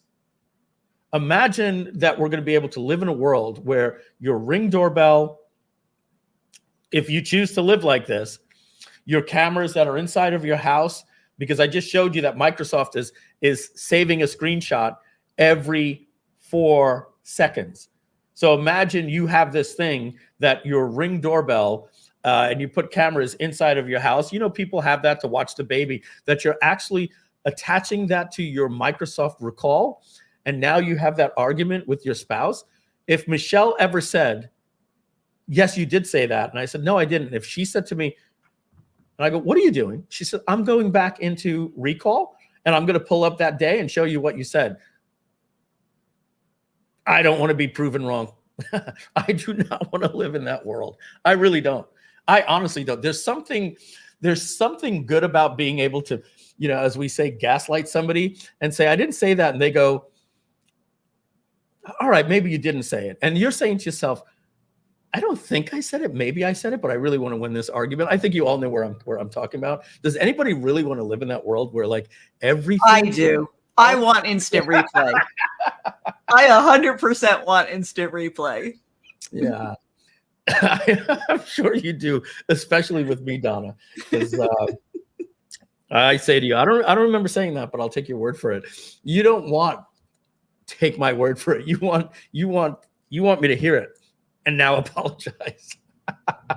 So anyway, I'm having a little bit of fun. Paul Newman was the architect. Somebody says that's right. All right, who was in the Poseidon Adventure? And at the end of the Poseidon Adventure, he had to jump. And the only way to get them out of the submarine was to open the door to the bottom of the boat or the top of the boat. And he had to go hold on to a handle that was 300 degrees and melted his hands off. And I believe he was a priest, and he had to jump and he had to turn and use his weight to open up the handle. And they were like, a little bit more, and they couldn't fit through it. And he was burning his hands, and they showed his hands and they were burning. And then he opened it. And then all of a sudden they were like, we can do it. Get back. And then they went to reach for him, and he sacrificed his life and he fell down. Does anybody remember who that was in the Poseidon Adventure? And I believe it was the Poseidon Adventure. Back then they would make another movie about a boat. So I'm going to wait 30 seconds to see if anybody knows who that was. And I could be wrong, but I know the actor. I know he was a priest. I know he did that. I believe it was the Poseidon Adventure. Let's move on to the next one while you guys look into that. Donna, any guesses? All right. Well, nobody's guessing. So I'm just going to say, if anybody can find out if Gene Hackman was in the Poseidon Adventure, and I believe it was Gene Hackman. Oh, John Jones came in, and either he used IMDb because it took him a while to get the answer, or he remembered. John, be honest. Did you know it, or did you use ChatGPT or IMDb? But remember, there is a delay. Yeah, that's right. Delay. So yeah. Yeah, he did say it as I said it, so he gets credit for it. All right. So moving on, and I know, guys, 30% of you love the cheeky little trivia, and 70% of you are like, get on with the show. So I get it. This is me. This is life with me. My wife calls me Wiki Mike, Wikipedia. John Jones knew it. All right. It's John Johns. I apologize. I see the UFC fighter as soon as I see that. John Johns. All right, lullaby. I'm not going to play it. It'll play a lullaby for your kids. We get it. Talking faster. We get it. Happy birthday, whatever. We get it. What am I looking at? A dog. It'll actually tell you what. Let's see if it tells you the breed. I want to introduce you to somebody. Well, hello there, cutie. What's your name, little fluff ball? This is Scarlett Bowser. Johansson. Well, hello, Bowser. Aren't you just the most adorable little thing? Yeah. Look at you enjoy. This is one of his favorite things to do. Oh, well, I can see. I can't stress how nice it is that you can interrupt it and it instantly stops. In the past, it would keep talking. You had to press the stop button. Why, look at that focus. Fetching balls is serious business for Bowser. All right, dad jokes. We get it. We saw this. Customer service proof of concept. Yeah, you might want to watch this one. This is pretty cool. They're basically, let's just play it. It's basically showing how Groove can use this for customer service for phone calls. Check this out. Hey, this is Joe. I'm going to connect you to Acme Telco now. The new iPhone they sent me isn't working. I want you to. Donna, I'm going to hit the men's room real quick. And if I'm not back by the time this is done, just fill in. Get them to send me a replacement device. Can you take care of this for me? You can count on me, Joe. I got this. Ring, ring. Hey, Joe. This is Jamie from Acme Telco. How can I help you out today? Hi there. I'm calling on behalf of Joe, who recently received a new iPhone from Acme Telco. But, oh, got it. When did Joe receive the new iPhone?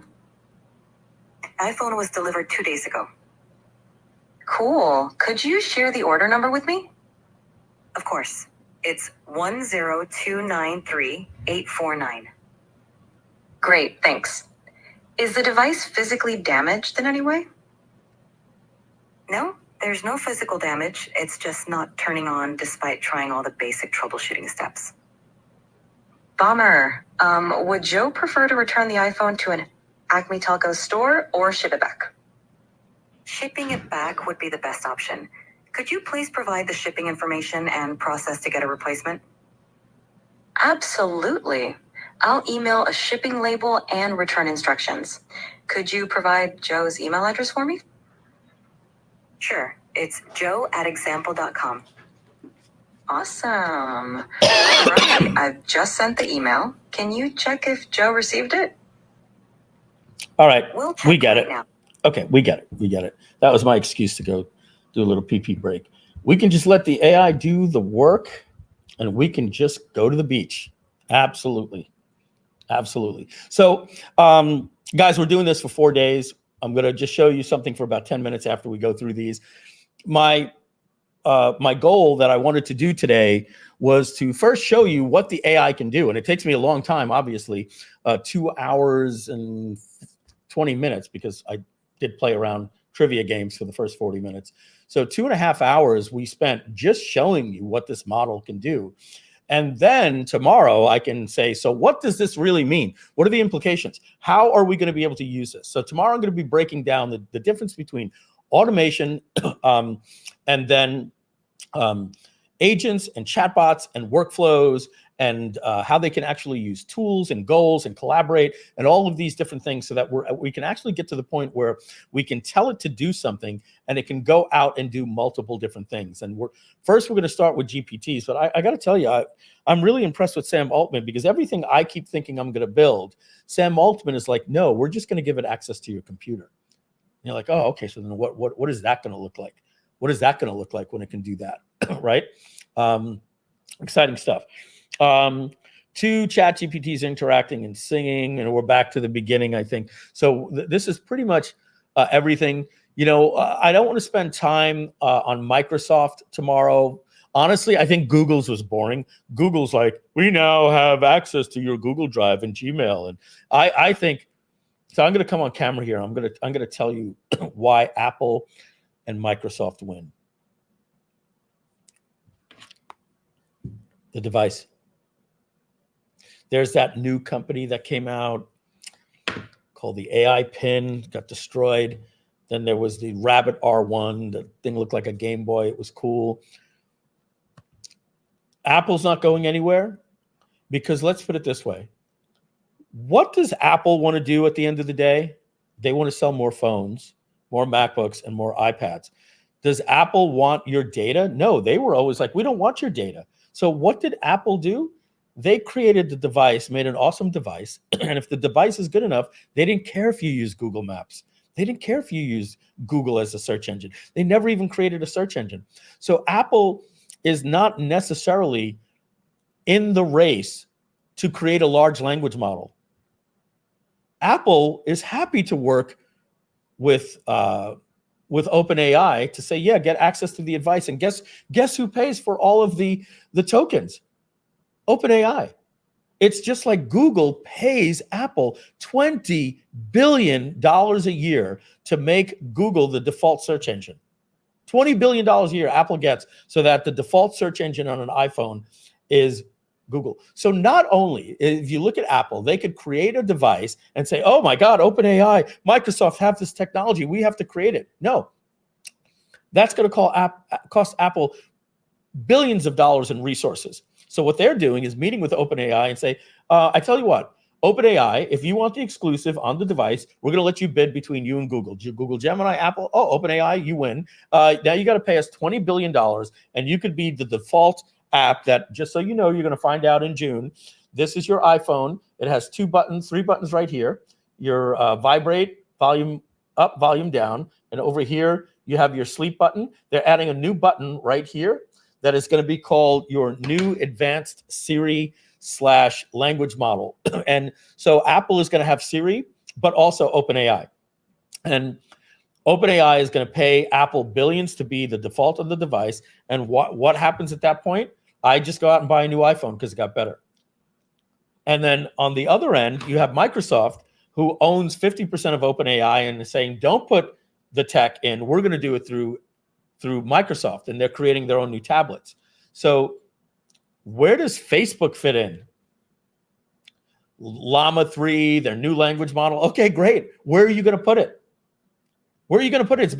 Facebook creating Llama 3 is like Netscape Navigator when you used to have to pay for a browser, and then they sued Microsoft for antitrust because Microsoft put the not Edge, the Internet Explorer browser in the operating system for free, and they sued. And so if Microsoft is putting all of this stuff in their computers for free, and it's free in the Apple, then where does Llama fit in? Oh, great, you have Facebook. Guess what you don't have? You don't have a device. You don't have a device. And guess who else is in trouble? Google. They don't have a device. They got some apps. They're going to put it into Gmail and spreadsheets and all that. But guess what? It's going to be built into your desktop. Apple is going to build this into the operating system. So Apple, in my opinion, and I think Microsoft is at the top here, owning 50% of OpenAI. Because they get access to the technology in real time.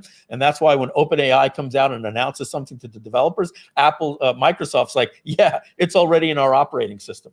It's in our operating system. So put your money into NVIDIA, Microsoft, and Apple. I'm telling you guys. And Google's not going anywhere. But Facebook trying to play,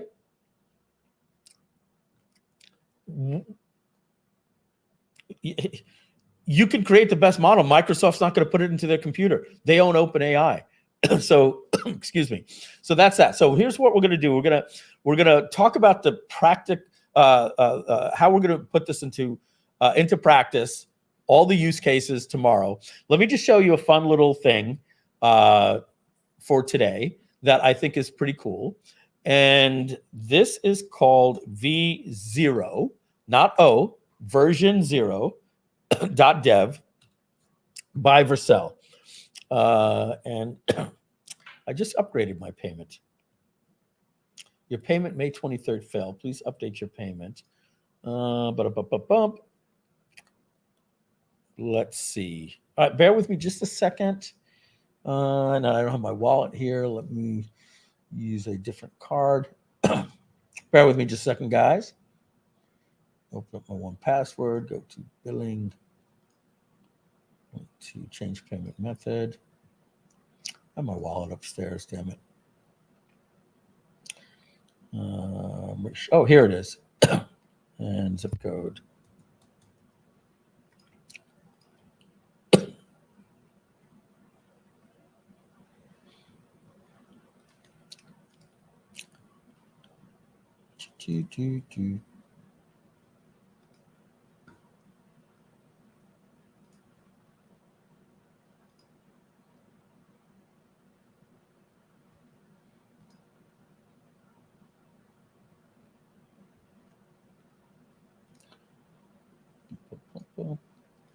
One more second.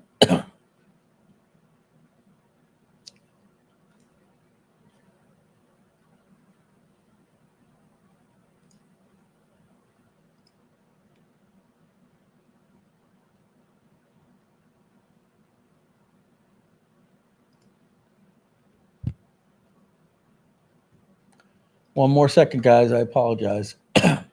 That's what sucks when you don't add your cards to your one password.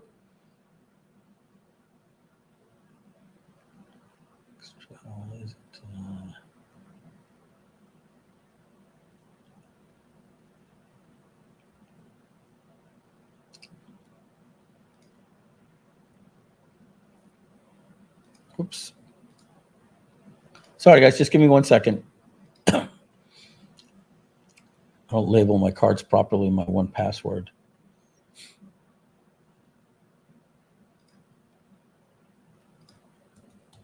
If not, we'll do this tomorrow. I'm not going to torture you here for this one little thing I wanted to show you. Yeah, all right. So I could run upstairs and get the card, but just give me 1 second. Let me just... We'll be back here tomorrow. Maybe it's a good name yeah, for we'll that. be back. Yeah, we'll probably do it for tomorrow. Yeah, we're going to do that tomorrow. And so we're going to wrap it up because we're already 15 minutes past due. And as James Harkins says, don't do that on screen. That's right. Yeah, that's why I went off screen. All right, guys. So let's see. Last question here. Mike, can I ask you a question? Is there a contingency plan of who will run the company should anything happen to you? Sorry, but it's an important question. Company. Well, I'm not going to answer. What a great note to end the live stream on right there. Mike, what's going to happen when you die? Currently, Donna, I am uploading everything I've ever said to a chatbot, and we are going to go to get one of those robots from OpenAI, and we're going to upload my consciousness and just let it run the company. I'm not going to answer that question because I'm not dying, and I don't plan on dying. I do not plan on getting hit by a bus, but I do appreciate the fact that you love me. But I will tell you this. I'm just the face of this company. We have some really, really brilliant people in this company. Anyway, like I said, there's going to be some really cool announcements coming, at the end of June, beginning of July. That's going to make you guys even happier. So, all right, we're going to wrap this up. We will see you tomorrow at 12 o'clock. I promise you, we'll get jumped right in with the AI. We've got some good stuff to close it out for the weekend, and then we'll be back after we wrap up tomorrow. We're going to do it two more times on Monday and Tuesday next week. Take it easy. And here's the creepiest thing I've ever said. Let's hope I wake up tomorrow and I'll be here for you guys tomorrow. All right. All right, everybody. We'll see you tomorrow. Thank you, guys.